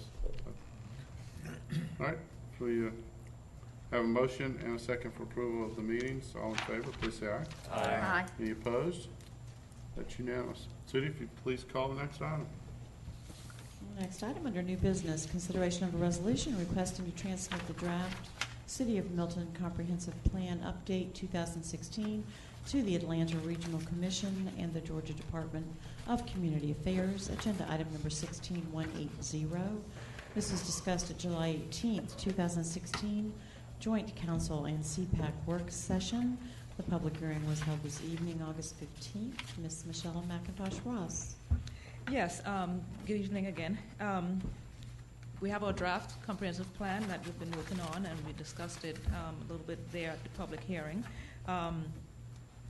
We'll, if we get approval to transmit tonight, we will transmit later this week to the Atlanta Regional Commission and Georgia DCA for their review. Meanwhile, it's still open, like we mentioned before, for any additional changes to the document. Upon the Atlanta Regional Commission and Georgia DCA's review, we would be free to adopt the plan by October 31st, and as of right now, we have it scheduled for an October 17th council meeting for the adoption of that. So this process right now is just to have to get direction from you to transmit the draft document. So this just starts the DCA and Exactly, our starts the review. DCA review. And DCA just likes to see that we didn't just send it without letting you guys know. Okay. Any other questions? So if we wanted to make a change in this, is this where we discuss it now? Changes to, you mean those changes that you talked about? Well, I have another one too. I'm sorry. I have another change as well. Oh, other changes? Another change too, but this is item LUDC 11 in the end, which was, it says it's completed. I'd like to have that changed to postponed, mainly because of the implication of intent, I guess would be the way to say it, which was, I know it's controversial, is on the conservation subdivision. It says it's completed, however, during the 7-0 vote that was used in the notes, I voted that way not because that we wouldn't look at it again, which it implies here, but I voted on it based on Joe Longoria's motion that we would rewrite it. I don't want to vote for something saying it was completed, assuming that I voted for something without the actual intent being there. And so if it says it's completed, I don't believe that was the case because I was going with the original motion made on December 7th by Councilmember Longoria. I'd rather say either it was underway or postponed because, I mean, that item still exists in the current comprehensive plan. I just don't want to say that was completed. Mm-hmm. Okay. Ken, do you have any? Yeah, Councilmember Coons, are you in the resolution? I am in the, way in the back, where I think it's just the work program. The work program, yeah. Report of accomplishments is what it's called now. And the key to terminology was either completed, underway, postponed, or canceled. And on the strike-through version, it's on page 71. It's not on the clean version, but that's on the strike-through version. Okay. Item LUDC 11.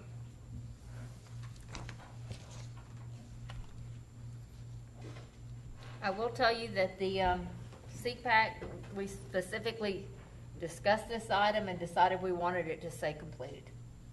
We left the door open to explore other alternatives, in another section of it, but we felt like the conservation subdivision ordinance, which would this pertain to, was completed. A decision had been made on it. Well, I'm not going to accept that.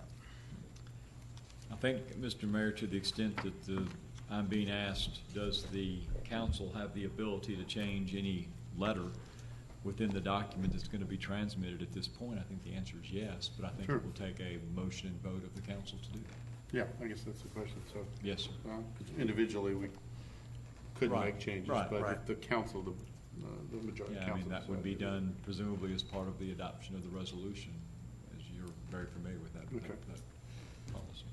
Okay. Is there any other discussion other than that point on this? Anybody else have any questions Technically, or comments? you technically could say the same thing about item H2 under housing, but I'm not going to go there on that. It's just something I thought of as well in the same section. But I'm specifically referring to item LUDC 11. Okay. Anyone else have any comments or thoughts, or I'll open up for a motion?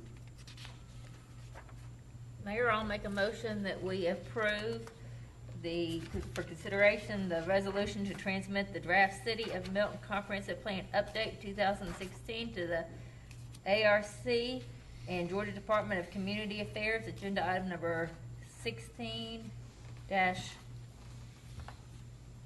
is that 180. 180? I'll second. Okay, I have a motion for approval from Councilmember Thurman with a second from Councilmember Hewitt. Any discussion? Some discussion. Matt brought up this point about the conservation subdivision issue here. And I understood the city attorney to say that if we wanted to change anything, it would require a vote. Is that correct, Ken? That's correct. I don't know how, I understand the function of CPAC and how, and the fact that they came up with this, but I don't see how a decision or recommendation from CPAC can override a previous city council vote to approve the review or the further consideration of this item. And I don't believe it's complete. I don't think that's what Councilmember Longoria intended at that time. And I think it should be revised before it is sent over to this DCA. Okay. Well, let me ask a question. A couple things. One, obviously it could be changed, even if this is approved as it is right now. Number two, to Bill's point about, a vote to change it. Right now we have a motion and a second as is. Yes. Obviously, it's up for a vote. Yes. If, the majority council didn't want to approve it and wanted to change it, it could be voted down and another motion taken, or what would you suggest, Ken? That would certainly be one way to do it, would be to, if there's an interest in modifying the language, particularly in the report of accomplishment sections, you could simply vote down the pending motion, or there could be a motion to amend the pending motion. You've got a motion and a second, so a motion to amend would be in order as well if that is of interest. But at this point, we need to either amend or complete our motion or second, right? That's right. Joe? So, Michelle, are we under some kind of time constraint on transmitting the draft version of this? Yes. What is that constraint? Well, they take 30 to 40 days or so to review the document. They like to have that much time, and we need to adopt it by the 31st of October, and October 17th is our last meeting. Now, we get it back right at the beginning of October. Yeah. So we have a couple of weeks in October to complete whatever it is we need to do. Yeah. And we could make this report of accomplishment change at that time as well. Right. So Matt or Bill or both of you, so you're objecting to the fact that that line item in the document says that we completed the work related to trying to make a conservation subdivision proposal. Is that correct? Correct. So even though we went through all of the effort to discuss that, we spent quite a bit of time on it, and we actually had a vote on the document itself, which we turned down. You want to recognize the fact that there's still more work to do. Is that what you're saying? That was the intent of your motion that you made. So December 7th, when you said that, we need to not pass this because we need to rewrite this, then therefore everybody made a vote according to that motion which you made, with that intent in mind. And that was according to the records.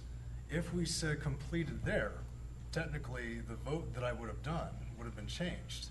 And according to the constituents that I represent as well, I want to make sure that I did everything I could to try to complete the very comprehensive plan that we have currently, which says and directs on 8 of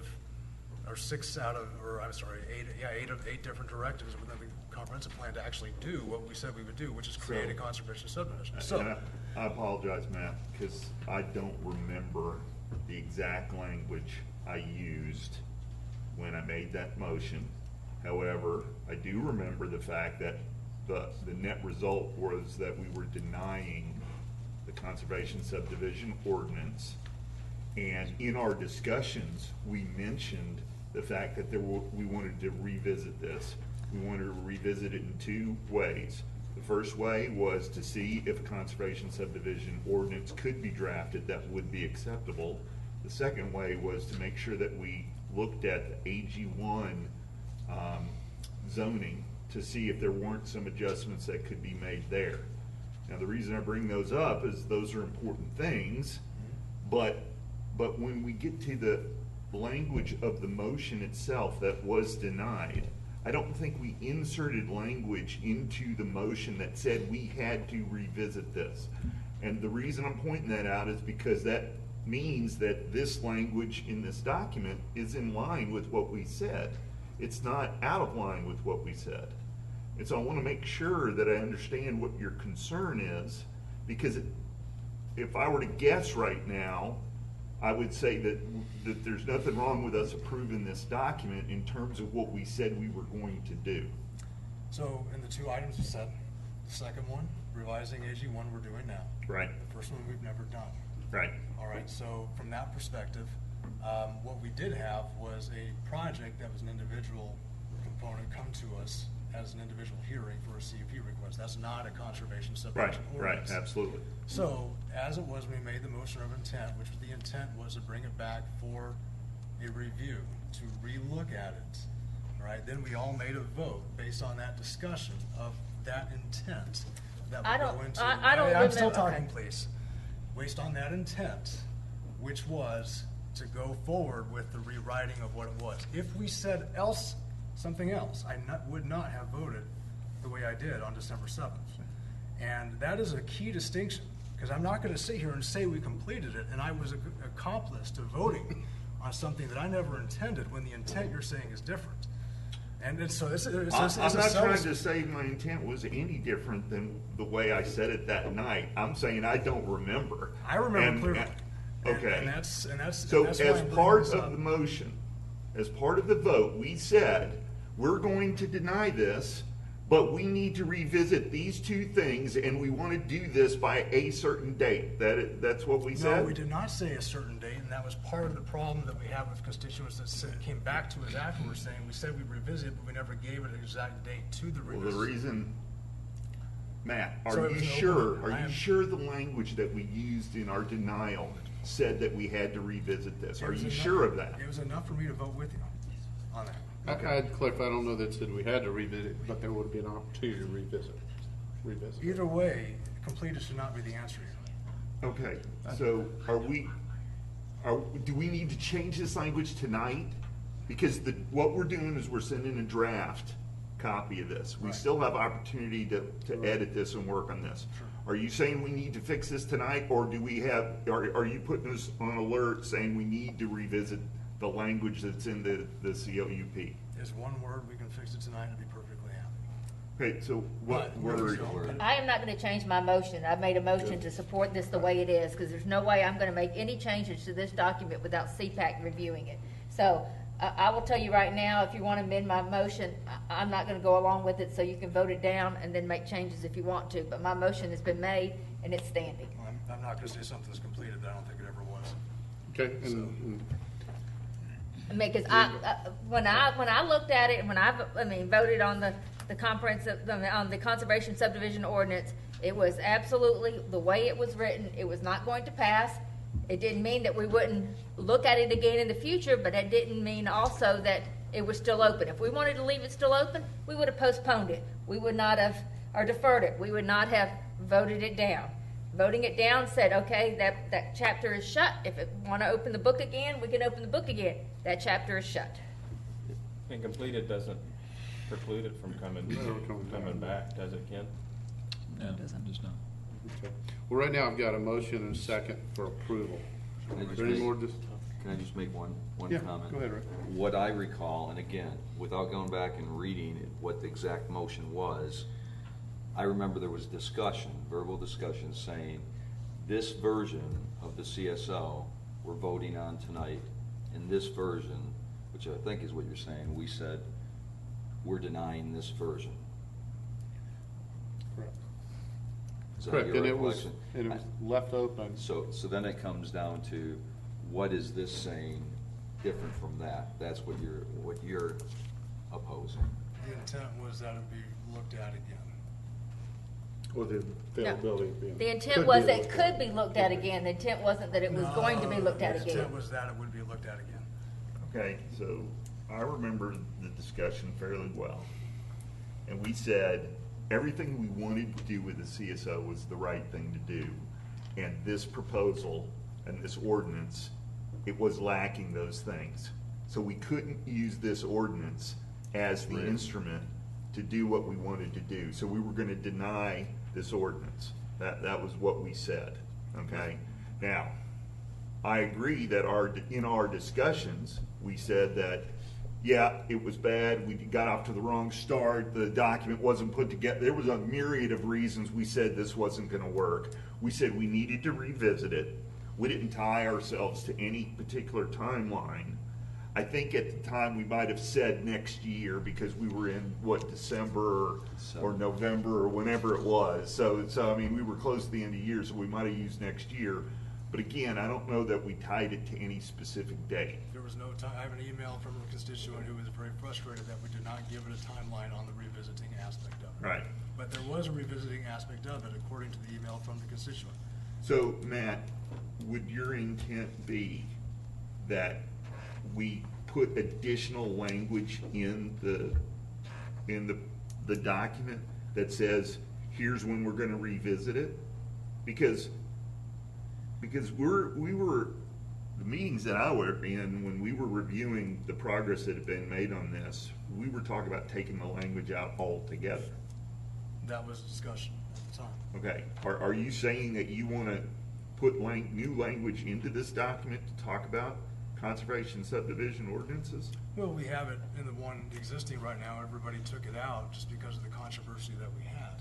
And that's another discrepancy I have. We said we wanted to try to take out the reference to it, but left other tools within there like TDRs and impact fees, which we've pretty much already done.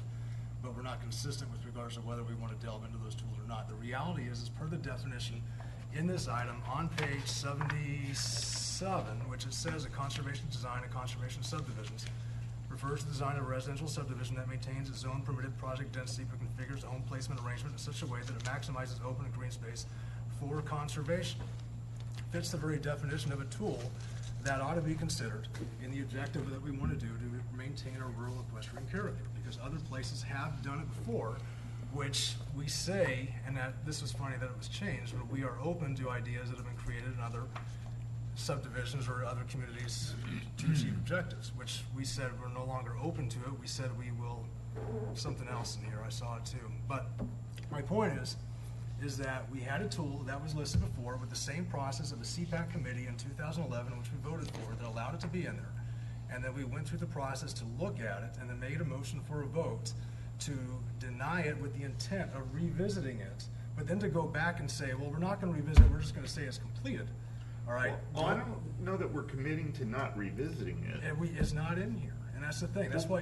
Does it have to be in there for us to discuss it as a council? If it says completed, that gives the intent that we're never going to look at it again. From what I see in that discussion and from a messaging to some of our constituents, it's not a message that I will send and that I will conform with. Postponed, or the other term, underway, is part of the process. I think we're making a mistake if we don't take the input of the people that we appointed to this committee. This document represents a large amount of work. Sure. And I don't think anybody on that committee has any secondary motives as to why they put something in or why they didn't put something in. They're working for what they believe is the goals for the city. I mean, are you hearing something different about the work that the committee is doing? Are you concerned that the committee is being misguided in what they're trying to put in this document? I will tell you, we made the decision to not specifically list any of the tools going forward that were out there. Only the tools that we had actually implemented are listed. And we made the decision not to list the tools, because if you list the tools, this is what happens. So it's better just to not list the tools, leave it wide open. Whatever tools come up there, they can be used. You know, we can discuss any tool anytime we want to, but if you put them in a document, then everybody's going to assume that, yes, that has to be implemented. So Right. we took out all tools that, you know, And let me also, except those that have. we got a couple things. We got a motion and a second here that we need to vote on in a few moments. Also, you know, the motion that was made and was passed was to deny the ordinance the way it was, and some took it as because the way it was written, some voted against it because they didn't approve of it. But it was not specific that it would be revisited. It was implied that it could be revisited if the council wanted to revisit it. And immediately after that, within the next week or two, there was a council member that asked to revisit it, but, you know, was told to make sure, as is usual, that there's at least a few folks on the council that if we bring something on the agenda are interested in revisiting it, and I don't believe anyone else ever did. So at this point, it was not revisited. That's not to say that at some point in the future, you know, either now or further out, someone could bring it up, and if there's support, they could revisit it. Right, and I was just trying to understand Matt's rationale for insisting on this tonight, and I was just trying to figure out what we were really talking about, because having completed on that line didn't seem to cover exactly what it was we were talking Respectfully, about. I can see what, you know, Matt's position is on that, so. Rick, and then I think Bill. And I'm fine with us with us having discussion. I'd rather have discussion before we vote, and so we have an understanding. But I guess back to the intent of this document and what you're saying.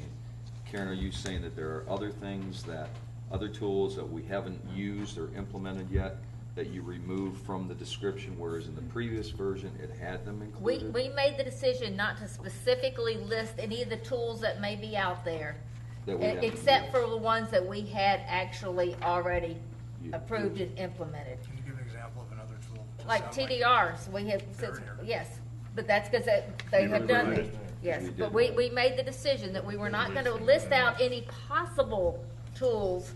We were only going to list tools we were actually using in our tool belt, because we didn't want people to say, you know, you listed this tool, you have to use it. It would help me with the people I talk to in my region who are my constituents to understand another tool that would fit in that same category. I didn't know one that I could point out to that would justify that. Well, there are ways that conservation easements are a tool that can be used that I would like to see us use more of, that we haven't used a whole lot of. There are tax incentive type tools that can be used that I really want us to try to explore, because to try to do it. So there are other tools out there that can be used. That, you know, one tool that we've talked about is finding some way to do a large lot subdivision that people could choose to have their property zoned for 2, 3, 4 acre parcels rather than just the AG1, so that, you know, and get some kind of incentives to go along with those. So there are other tools out there. You know, we just did not list out all of these specific tools. And I can understand, so long as we have those listed, or not listed, but understood, that's fine. I can understand that. But I just don't like the fact that one item is still listed as completed, even though it was part of an old plan coming to a new one. And I hope we just understand that. Yeah, I mean, I'm going to let Bill have a question, and then I'd like to call to vote, and then we can always revisit this. Well, I'd rather see language in there rather than completed, something to the effect that it's still under consideration or to be considered. And I think that would be more in line with the discussion that we had back on the 7th of December. If anybody's seeing this in our plan here, they're going to take and beat us over the head with it and say, well, you denied it and it's in your comp plan, and that's what it is. You're not going to go back on it. We've already come to a decision. We came to a decision on the 7th of December. Now we're getting a different interpretation of the discussion that we had at that time. And I think it's just in all fairness, I think it should still be under consideration. I think I don't see any big deal putting it in this document that it's still to be considered. Well, there's a huge difference between putting something in there to say that it should still be considered based on what Karen just told us the mind of the committee was. Now, if we want to rethink the committee and rethink the work that they've done, maybe we could do that, but I don't think that would be appropriate. I think that whether or not we have language in there that says completed or denied at the point in time for later consideration, the goal is to take this kind of language out of this document. All right? I don't think in order for us to conserve land and to have conservation in Milton, we need a conservation subdivision ordinance. I don't think those two things are linked together. We can do whatever it is we want to on a case-by-case basis, and we don't need an ordinance to specify how it's done. Okay. Back to your point that you've just made, as I understand it, we have recommendations from CPAC here, and right now we're discussing all of these recommendations in this revised plan. So from what I hear you're saying is we're not entitled to criticize this plan that we've got from CPAC. No, that's not what I said at all.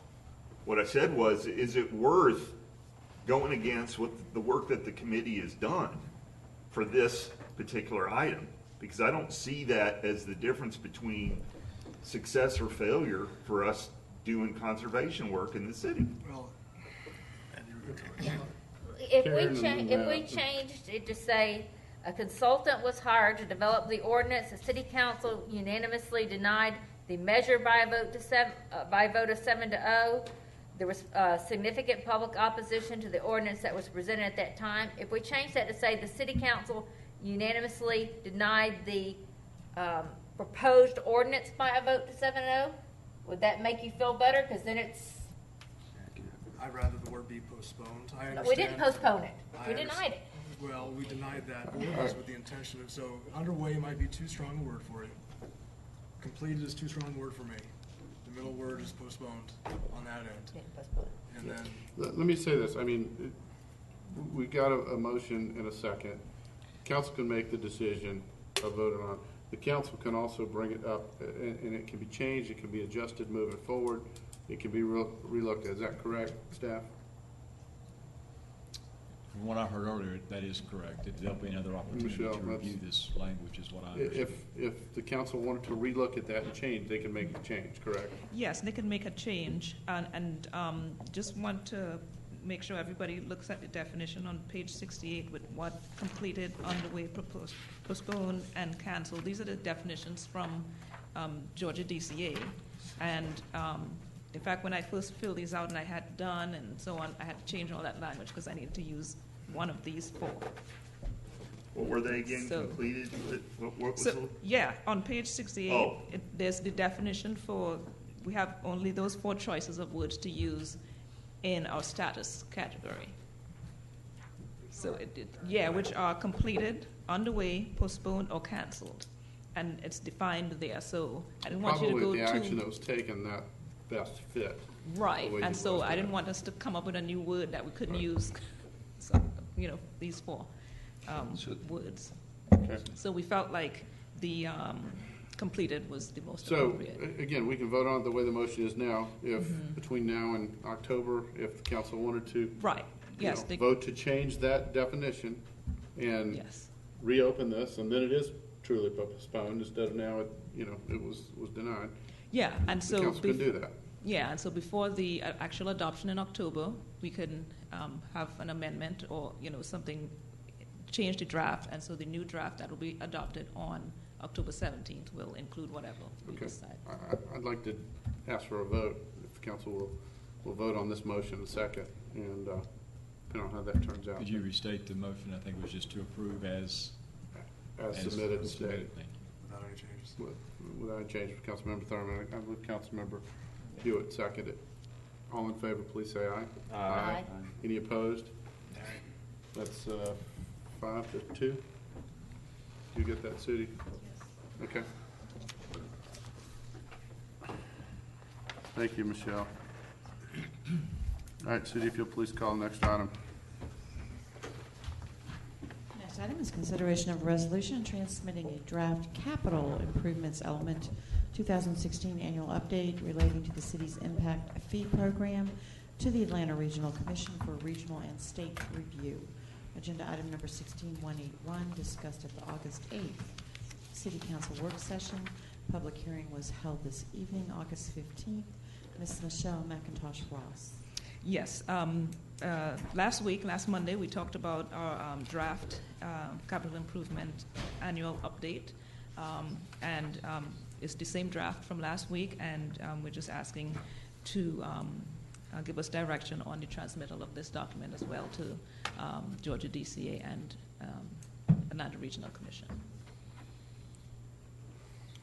Any questions for Michelle on this? I'll make a motion to approve agenda item 16-181. Second. Okay, I have a motion for approval from Councilmember Hewitt, second from Councilmember Thurman. Any discussion? Hearing none, all in favor, please say aye. Aye. Any opposed? That passes unanimous. Thank you. Judy, if you'll please call the next business item. Next item is consideration of a resolution of the Mayor and Council of Milton, Georgia regarding criteria for a park and green space bond. Agenda item number 16183, Ms. Kathy Few. Thank you, Mr. Mayor, members of the council. In April of this year, the Planning Commission, based on a series of public workshops and hearings, approved a series of criteria to be considered for making determinations on which parcel of land to purchase or acquire interests when utilizing proceeds from the Park and Green Space bond issue. On the advice of the city attorney, it was determined that a resolution of the city council endorsing such criteria be considered by the city council in order to clearly delineate them to the public in anticipation of the referendum in November. Additionally, the city attorney has added language in the last section of this proposed resolution that he believes will honor the spirit of the resolution while otherwise ensuring that the city retain sufficient legislative discretion on these critically important future land use issues. So you have a resolution before you. The attorney certainly is available to answer questions in terms of the part that he added, but it essentially reflects the bond criteria as approved by the Planning Commission, and the request is for you to approve this resolution, which essentially endorses those criteria. Ken, is there anything you want to add? I think Ms. Field got it about spot on. I mean, I think if you look in the first whereas paragraph, you will see the actual language that is going to be on the ballot question. Okay, that's helpful. Then you get into the second whereas, and you begin to get more into the weeds about some of the considerations that the council will make with respect to any acquisitions underneath the funds, should they be approved by the voters of Milton. You get into the third whereas, and you see these are some things I think the council talked about at a work session. For instance, land will be acquired from willing landowners, and no bond funds shall be used to acquire land through the exercise of eminent domain unless agreed to by the affected landowners, etc. I won't read it all, but you understand. Again, you know, I think one of the constants that we have heard is that your citizens do want a little bit of guidance. They want an understanding of some of the protocols and the policy considerations that the council will take into consideration when they spend this money. And so, as with anything, particularly with respect to GO bond debt, there's this sort of pendulum. So you want to, and this is just as candid as I can make it, you want to provide your citizens enough information that they have a comfort level that you will spend the money in a way that's desirable, because otherwise this is a self-imposed tax.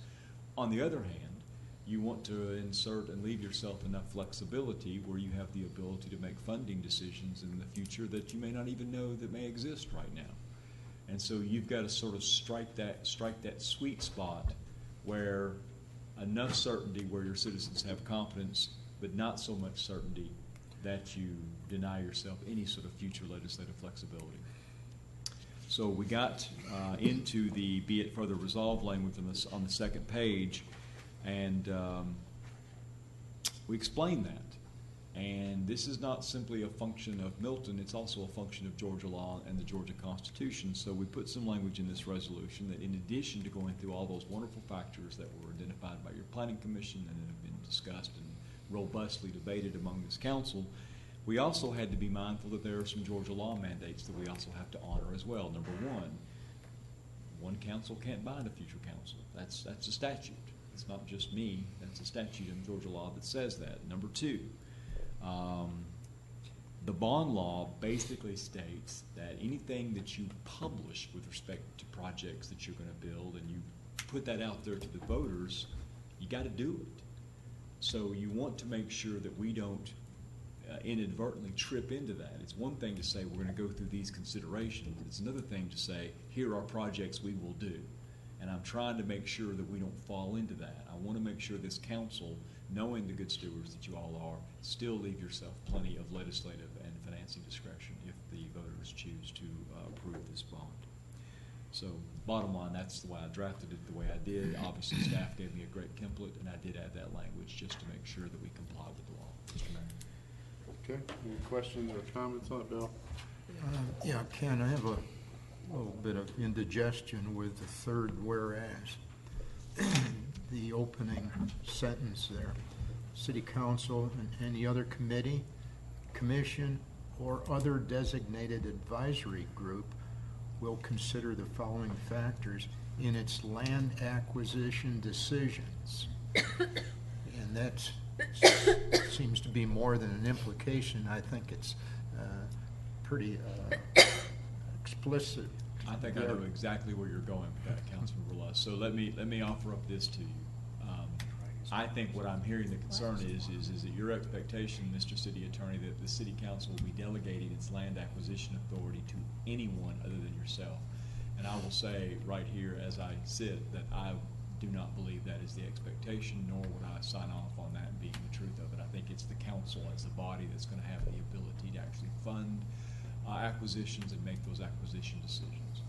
Councilman Verlusk, I think the objective of that whereas was, however, to sort of forecast that, and sometimes you just get into sort of language that mentions multiple entities with separated by a comma. But I think the expectation is if in the future, for instance, on the other side of the vote, and let's just assume hypothetically that the voters approve it, would the council set up, for instance, a recommending or advisory committee to make recommendations going through these various checklists of considerations and make recommendations to you on what land to acquire? In that situation, Councilman Verlusk, I think that what this resolution tells the voters is that committee will consider these criteria, but I'm telling you, council members, it will be the city council that will actually make the decision to acquire. We have an exception vested in the Historic Preservation Commission to where they can actually purchase land. Subject to the availability of funding, which would have to come from this council, because I don't think they have any. But I mean, your point's well taken, but I'm simply suggesting to you the buck stops here. That the buck stops there. You have to. There's no independent funding source except this council. So you're going to be integrally a part of anything with the HPC, and I got to tell you, members of the council, I've got to believe it's going to be you that are going to be making green space decisions on acquisitions. I think the point is the concern is too open-ended that committee could make the decisions for us. Well, and any committee, it's a fair point. Any committee is going to be created by this council as well, and of course, whatever power you give them is what they have. And again, still at some point to the closing table, it had to be approved by. It does, with other than perhaps the HPC, which candidly has some horsepower in state law as well. I mean, those historic preservation committees actually have some statutory authority as well. Any committee here is going to be created by this council.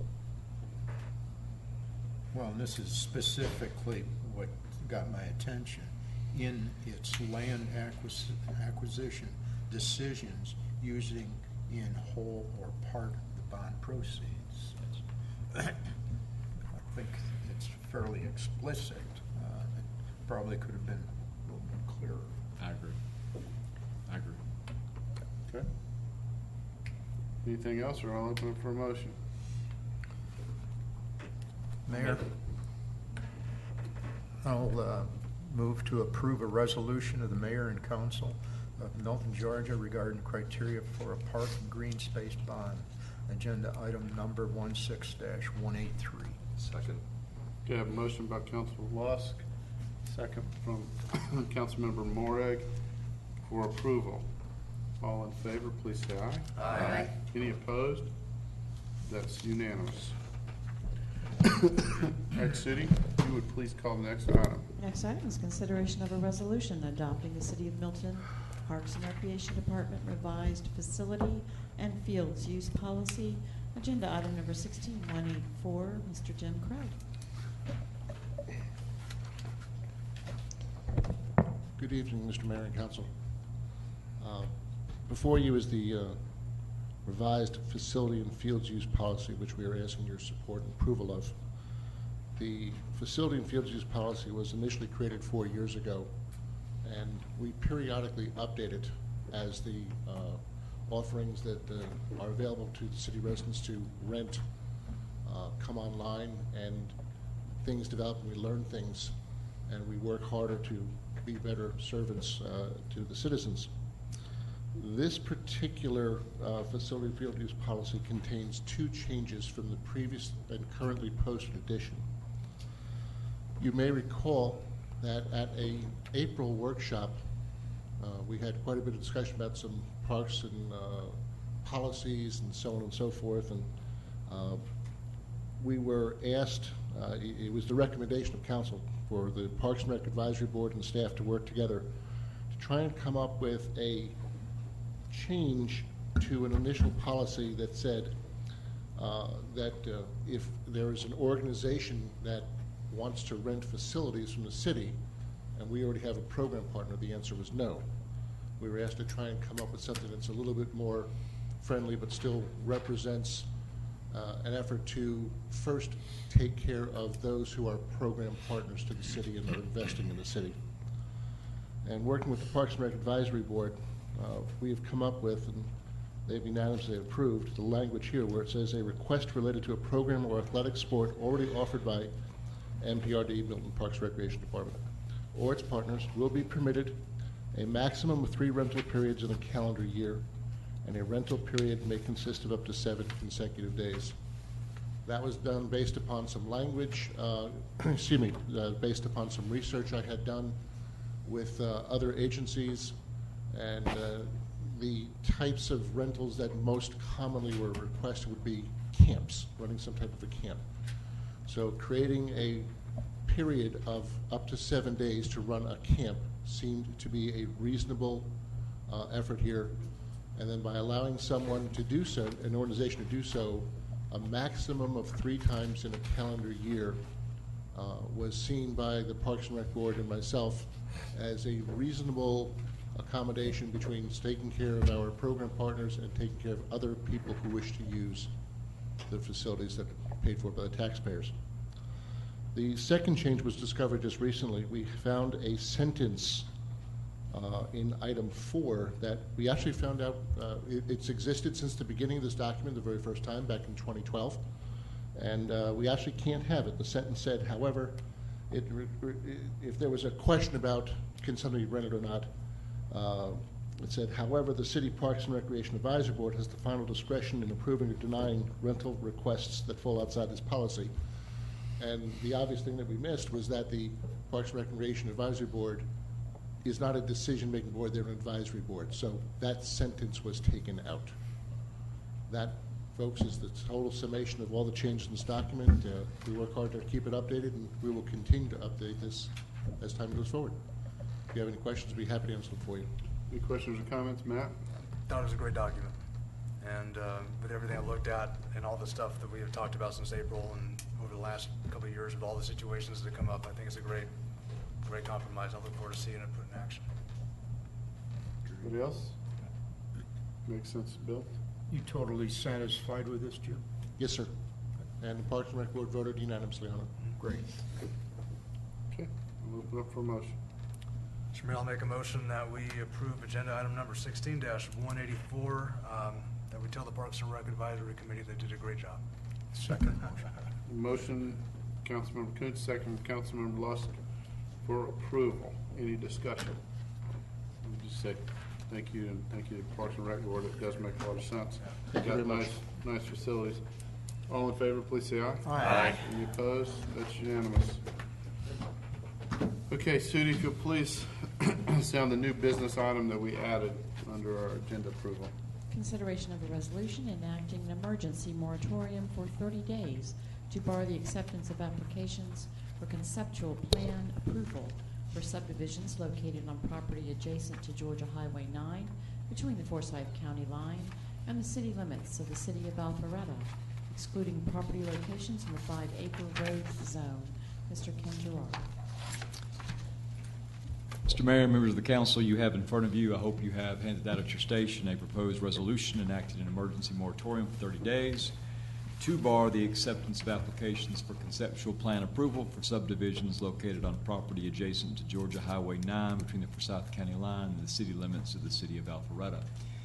I know that we have been down this road before. This council knows as well as anybody what we have to do to impose a moratorium. A moratorium basically is a device used to stop activity, to maintain the status quo, while local governments, not just Milton, but other governments, enact typically regulatory changes to their codes to ensure that the vision of the local government is in fact realized, and while putting a hold on what other people are entitled to do on their property. This would be for 30 days. And as the council is aware, we have the ability to impose a moratorium of what's called limited duration for up to 30 days without violating the zoning procedures law. However, for us to extend it further, we have to have a public hearing, which I will advertise, my office will, and bring back to you on or about the date just before this initial 30 days expires. In the meantime, staff are going to be working to bring regulatory changes to address the concerns with respect to conceptual plan approval for subdivisions on property adjacent to Georgia Highway 9 between the Forsyth County lines and the city limits of Alpharetta. If you have any questions, I can address the legal issues all day long. Ms. Field can address the concept plan issues and what product that you will be receiving. But this is within your province to do this. Okay. I'd just like to say too, and I'm certainly support this to, this temporary moratorium so that we can get a good look. And I know Councilmember Moore had some meetings with some citizens and some concerns and brought this up. So, I certainly think it's a good idea and something we need to look at. Bill? Just ask the question, what really prompted this? I thought our Highway 9 overlay covered everything, Highway 9 and Deerfield. What's going on? In fact, Councilmember Moore, do you want to? We had a meeting, someone from the DRB brought this forward. When we had the Highway 9 overlay in place, it did address trying to predominantly use Highway 9, which is our largest commercial corridor, for commercial development, which we've already talked about earlier tonight about economic development. What has happened since then is when we changed to the form-based code, it allowed for residential properties to actually front along Highway 9, not an entrance going back in. And what brought this forward were, as we have smaller parcels along Highway 9, people developing these with either townhomes or high-density housing fronting Highway 9. And we've got two of those that are actually already approved and going through. That's what brought this forward, to say, is that what we think is going to be consistent for the use of Highway 9, our commercial corridor? Do we want high-density housing facing what's going to be a 4-lane highway down the road? When it was originally set up, either we have residential with entrances that go back further from, but these are actually going to be townhomes or residences that are actually facing right up on top of the Highway 9. And that's part of the concern, is are we going to try to preserve and develop, or are we going to have hodgepodge development the way it would go? And what brought it forward, Bill, was 2 developments that have already been approved that are underway for townhomes. higher Because they density. met the form-based code. They met the Even though form-based they code. originally was intended for that to be a commercial quarter. Correct. When we had the original Highway 9 overlay, which we worked with Fulton County on before the city of Milton, we prohibited that. When we went to the form-based code, it opened up, as we dug through it and we met with Kathy and her staff, it did allow for high-density housing to be right up along Highway 9. And that's. I think we need to do whatever we can to protect our commercial quarters. We have very little of it. And that's really why we're asking for some time to actually have staff look at this and see what we might need to change as far as wording in the form-based code for Highway 9. So Rick, let me just check. Was it because was the properties that I'm concerned about as well, were they zoned commercial and somebody just developed residential on it, or were they already residential and the type of residential they put in is what you've got problems with? Go into a little more detail there. And then Kathy can help us actually through the logistics of it, but it's designated as commercial, but under the form-based code for Highway 9, it allows for high-density housing to be built.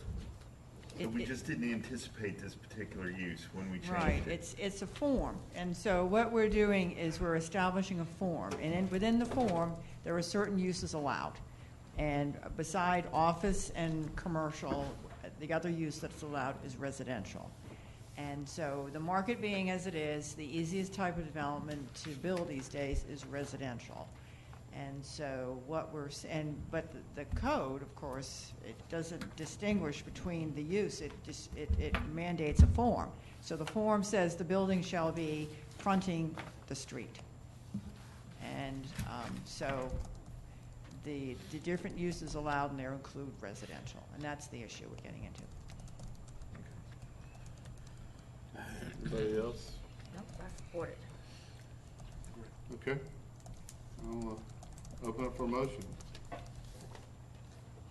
I will make motion that we put in place a resolution for emergency moratorium for 30 days to bar the acceptance of application for conceptual plan approval for subdivisions located on property adjacent to Georgia Highway 9 between the Forsyth County line and the city limits of the city of Alpharetta, excluding property located in the 5-acre road zone. Second. Okay, a motion from Councilmember Boric for approval and a second from Councilmember Longoria. Any discussion? All in favor, please say aye. Aye. Any opposed? That's unanimous. All right, I'll move on to council reports, and then before we go into staff reports, anything council wants to report on? Yeah. On September 2nd is a big event, and it is our first ever Milton High School versus Cambridge High School football game in the city of Milton. And so we actually have a rivalry going on within our own city, which I think is great. And I thought it'd be fun that we live in a certain district, that we support the team in the district we're in. Maybe the following meeting, maybe we What am wear I supposed to do? Well, you're in Milton's district, it's where you live. And then I think maybe after the vote, maybe we can have where we can wear the shirts of the winning team or something like that, just to have fun with it. So, where's it going to be played? It's at Milton High School. At Milton High School. Yeah, Milton High School. I'll So be out of town. that's but it should be a lot of fun. I think it's a great community event. It's rivalries build camaraderie, and those are things that we can celebrate. And as much as we enjoy our competitions up here, hey, it's football. I'm going to start talking about it. Yeah, all right. I think it should be a great year. So this is a great kickoff for it, and let's celebrate each other. And as much as we argue and beat the you-know-what out of each other, we support each other at the end of the day, and that's makes us family. What district are you in, Matt? I'm in Cambridge. Okay, so we've got at least 3 of us in Cambridge. 3 in Cambridge, and you're in Cambridge too, right? So I think 4 to 3. You 3 are Milton. So Okay. anyway, And I'll be out of town. you'll be out of town, but you can come. We're one of the council meetings. All right. And then I'll turn it over to staff. You guys have anything to report on, or just move into community development for updates? We do, but we also have to still finish out the budget. Do you want know us? what? My bad. Absolutely. My bad. Sorry, Kathy. Stacy, Sudi, if you want to recall that item and Somebody bring it in. Continuing the discussion of City of Milton budget, revenue and expenditure, capital improvement project reorganization. All the young. Continue on. I'll be right back. We don't even have a quorum all of a sudden. Yeah. 2-minute break, all right. All the young guys have good memories.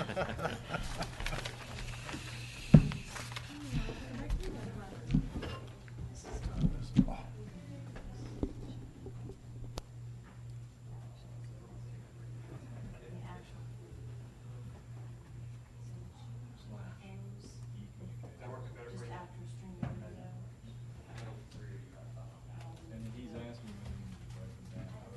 I was just thinking,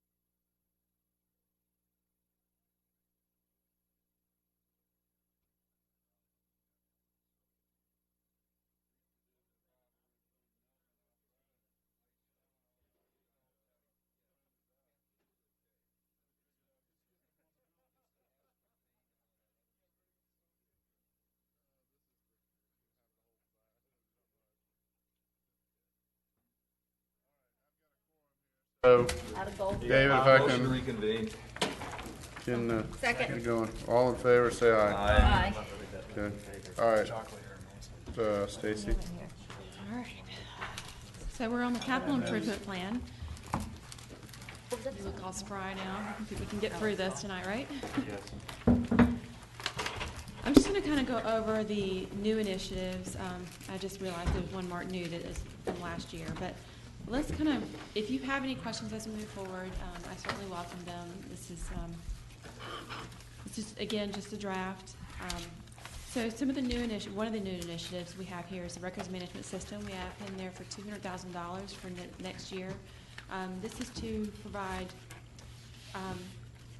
a more usable way of converting everything from paper into electronic format. Currently, our system is a little outdated. I think we can definitely find something that is better fitted for our needs, and so that's what we are requesting here.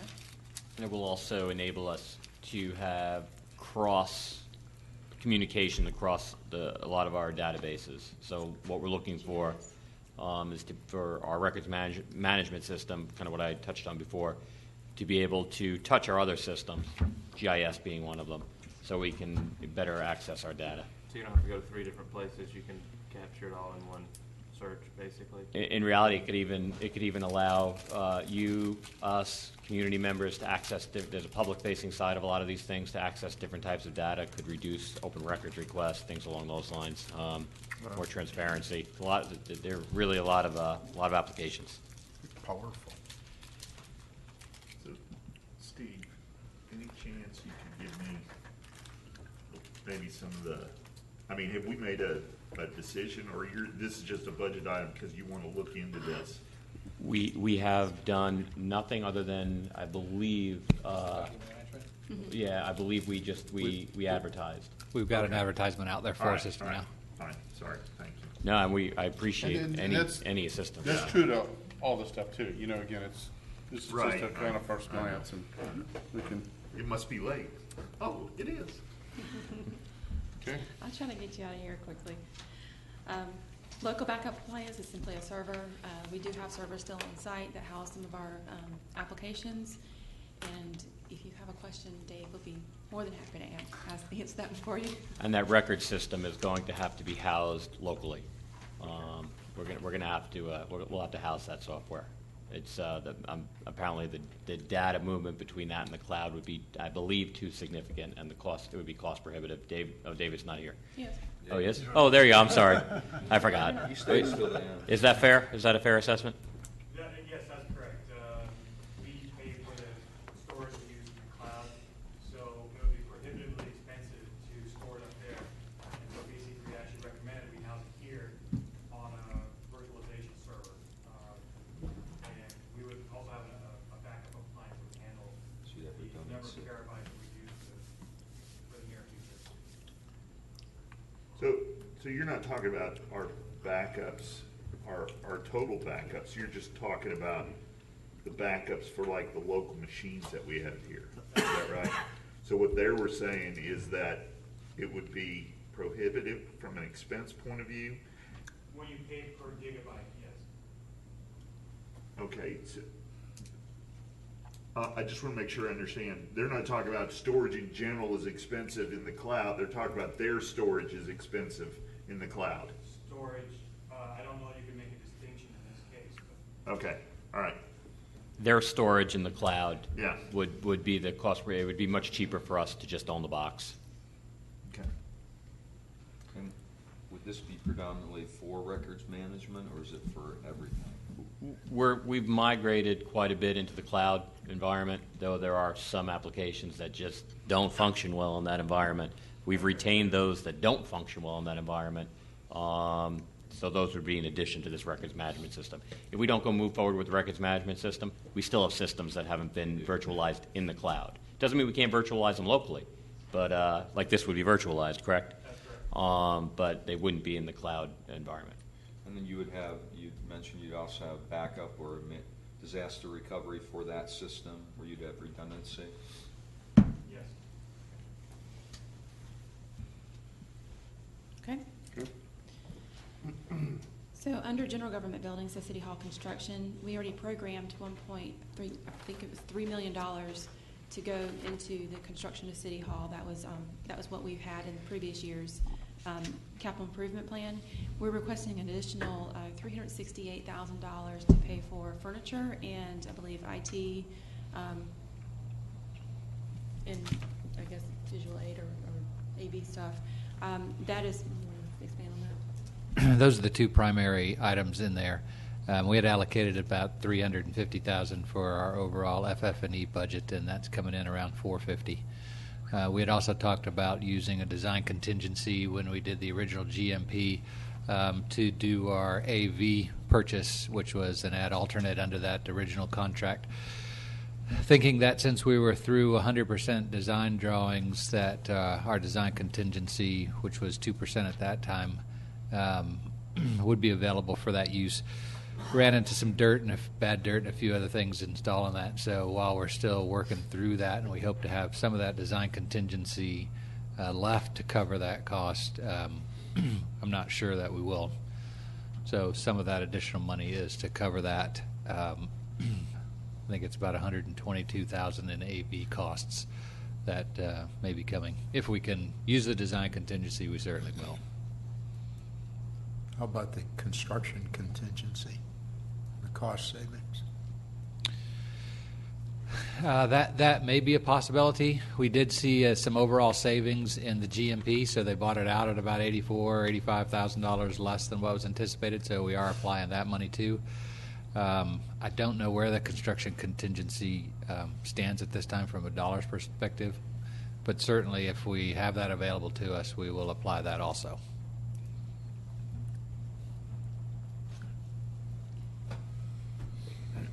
And to help offset those costs, we're pulling what we had allocated last year for the renovation of the court facility. We chose not to do that because it just didn't seem feasible at the time. So it's $55,000 that we're going to be reallocating to the City Hall, as well as money that we had left over in the Public Safety Communications line item. There's $352,000 we had left over there.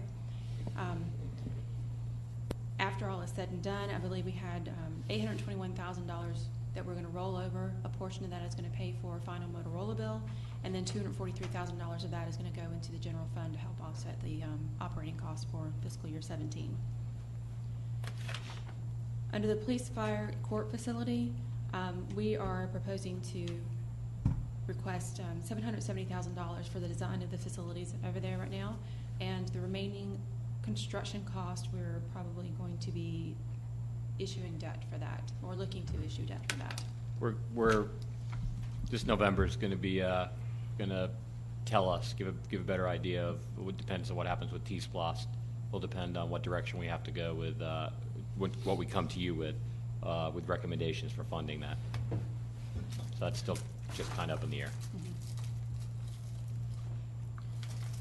Moving on down, Station 42 replacement, we're removing the $151,000 that we had previously allocated there out to 2019.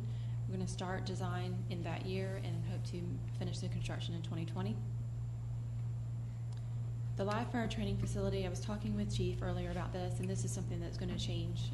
The request for 2018, 19, and 20 may go away because I think that everything that we need to do out there is going to be handled by what we have currently budgeted. We've finished out the Station 41 generator replacement. Whatever's left over there, we're going to roll over into another project within the capital project plan. Vehicle replacement and reserve, this is simply what we do every year. We build the reserve so that we can pay cash for any of our apparatus or any vehicles that we have in the fire department. Same thing in the police department. You see the 150 up there for the vehicle replacement reserve. Moving on down, there aren't any new requests that have come forward in the first part of Public Works and in the second part of Public Works. But if you have any questions about what is currently planned out for 2017, we'll be happy to answer those.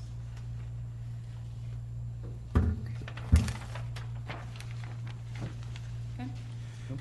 Moving on to Parks and Recreation.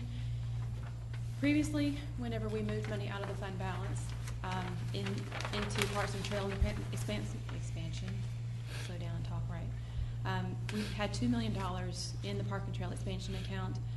I took it upon myself to move it into Providence Park. That may or may not be where it ends up whenever we go through the budget process. I just want to show that we can use those funds to construct or whatever we need to do out of Providence Park.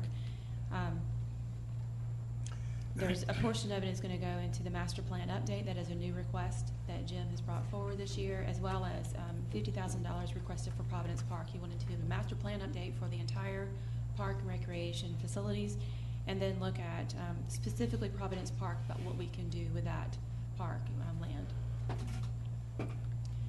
The community center is simply a request for future year budgets. We just wanted to go ahead and get that in there as a possibility of moving forward. We're looking, that is a good candidate for a GO bond. So if you look all the way out into other funding source, the $8 million is sitting out there. We again can look at this as we go through the years and see if that is the best option for funding that facility, or if it's a facility that we want to fund. Any questions? Is it possible to put in like red ink type the things that have changed from prior years? I know you've got some of them highlighted in this green, but some of them aren't, just so that we know what we're really looking at, what was a prior year thing being carried over for future years and what's actually a new thing for this year. I can take care of that for you. It'll probably be in a separate column because it's already put the two lines in one cell, but I can certainly take care of that for you. And again, remember, I mentioned in the beginning that impact fees have not been considered here. We're certainly going to go back and look at doing impact fees. I know right now we have $500,000 sitting there for impact fees for parks. And we can divvy that up what we need to do. So that's just for FY16, and we have, looking forward to FY17, we have a lot more that we can work with. In that $500,000 that we've received to date, is that specifically directed to parks? It is. That portion is for parks. We do have other funding for Thank you, Bernadette. Asking you shall receive. Administrative funds right now add up to $20,000, so we can move over into the general fund budget. We have law enforcement budget at $12,900 that we can put toward a facility, which would be the park, the police and fire facility. Fire fund is at $73,926. We can put that toward, or allocate that toward, apparatus and also facility. Road fund we have in at $92,257. I think we're looking at putting that into the Hopewell Birmingham project. We currently are working on the budget with that as well. And the park fund, we list. I mean, it's $500,000 that we have sitting out there, and we can put that all in Providence Park. Or we can look at what we need to do with those funds. And that is just FY16 money again. Okay. Where do we stand on soliciting design documents for Providence? The bridge? Master planning. We've not started that process yet. Any idea? I'm going to jump in. The intent was to, or Jim could come up, but the intent was to get the park open, get people starting to use it, get a feel for it. I know a lot of people grew up here using the park, can't wait to see it open. And then once people have a feel for it, start getting input. Jim, was that a fair assessment? Yeah, that's my report.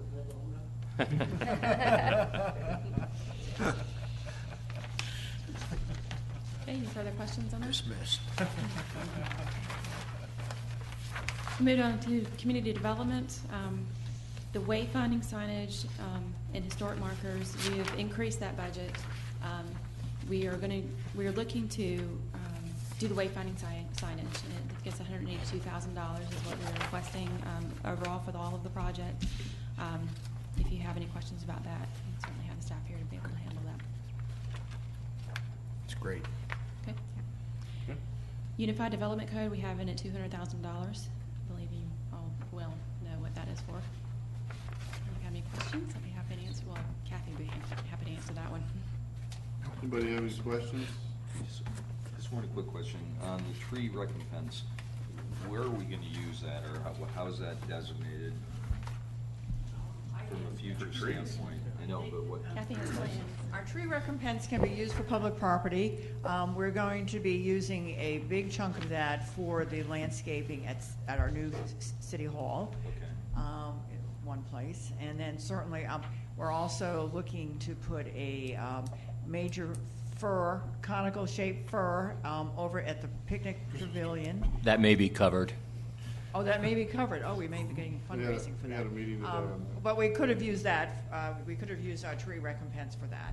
And certainly all the landscaping around the picnic pavilion was used. We used the tree recompense. Okay, So thanks. those types of things. Okay. Somebody else donating a tree again? Okay. Well, that concludes my presentation. All right, thank you. And again, if you have any further questions as you go through the documents, I will email you out the detailed spreadsheets if you are so inclined to take a look at those. If you have any questions as we move forward in this budget process, we can certainly meet individually, or we can talk about it during the work session in September. Okay. We'll move staff reports. We've got I'll just turn it over to Kathy. Kathy. Jim. Jim's done. I'll be very brief. Most of these things I've already reported on, and we really haven't done much yet, but they're pending. The first is the wayfinding signage for the Crab Apple. It's in the budget. As soon as the budget gets funded, we'll go into implementation. So we're ready to roll on that. The next one, to create a master plan for downtown Milton Crab Apple. We've got the charrettes. We're trying to confirm. I think it's the week of September the 7th, but you'll all be notified about that, and we'll be big time working on that in the next month or so. The next one is the tree preservation ordinance. We're still waiting. We're out to bid for proposals for a consultant to help us with that. They're due in August 23rd. So again, next month I'll have more to report on that. And then the bond issue, we're working on that, as you know. The referendum, we're aiming for the referendum in November, so that's underway. That's it. Any questions? Questions? Thank you so much. Thank you, Kathy.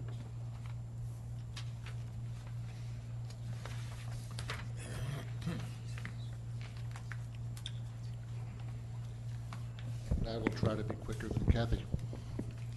Providence Park, as we said, we're getting close. We're down to two major issues that Carter's identified we have to address from a safety perspective.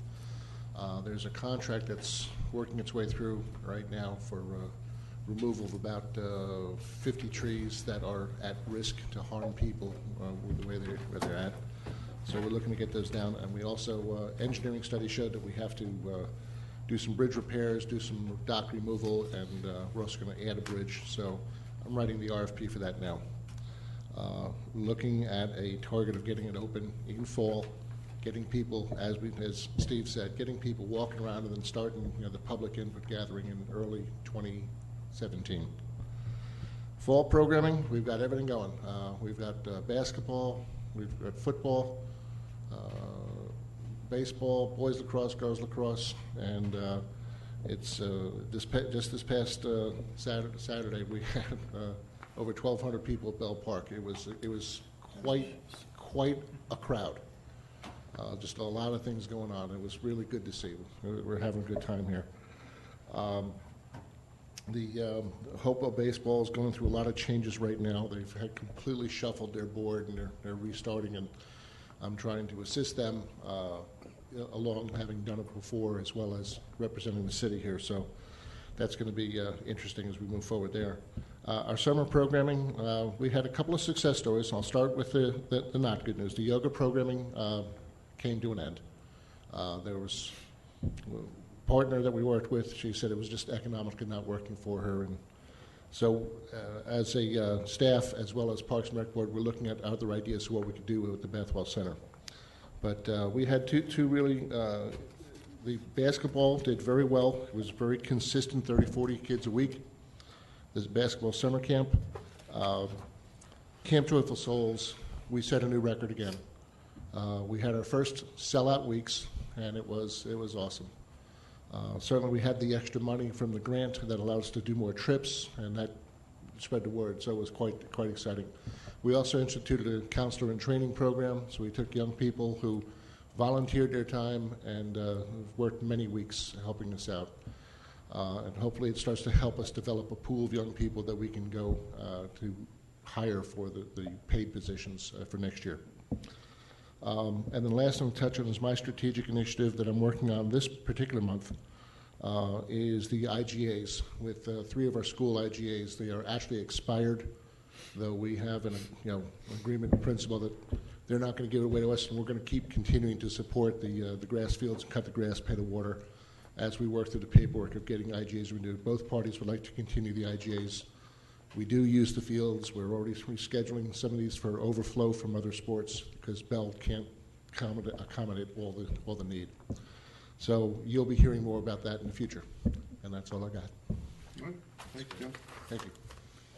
All right, do I have a motion that we adjourn? So moved. All in favor, please say aye. Aye. It's unanimous.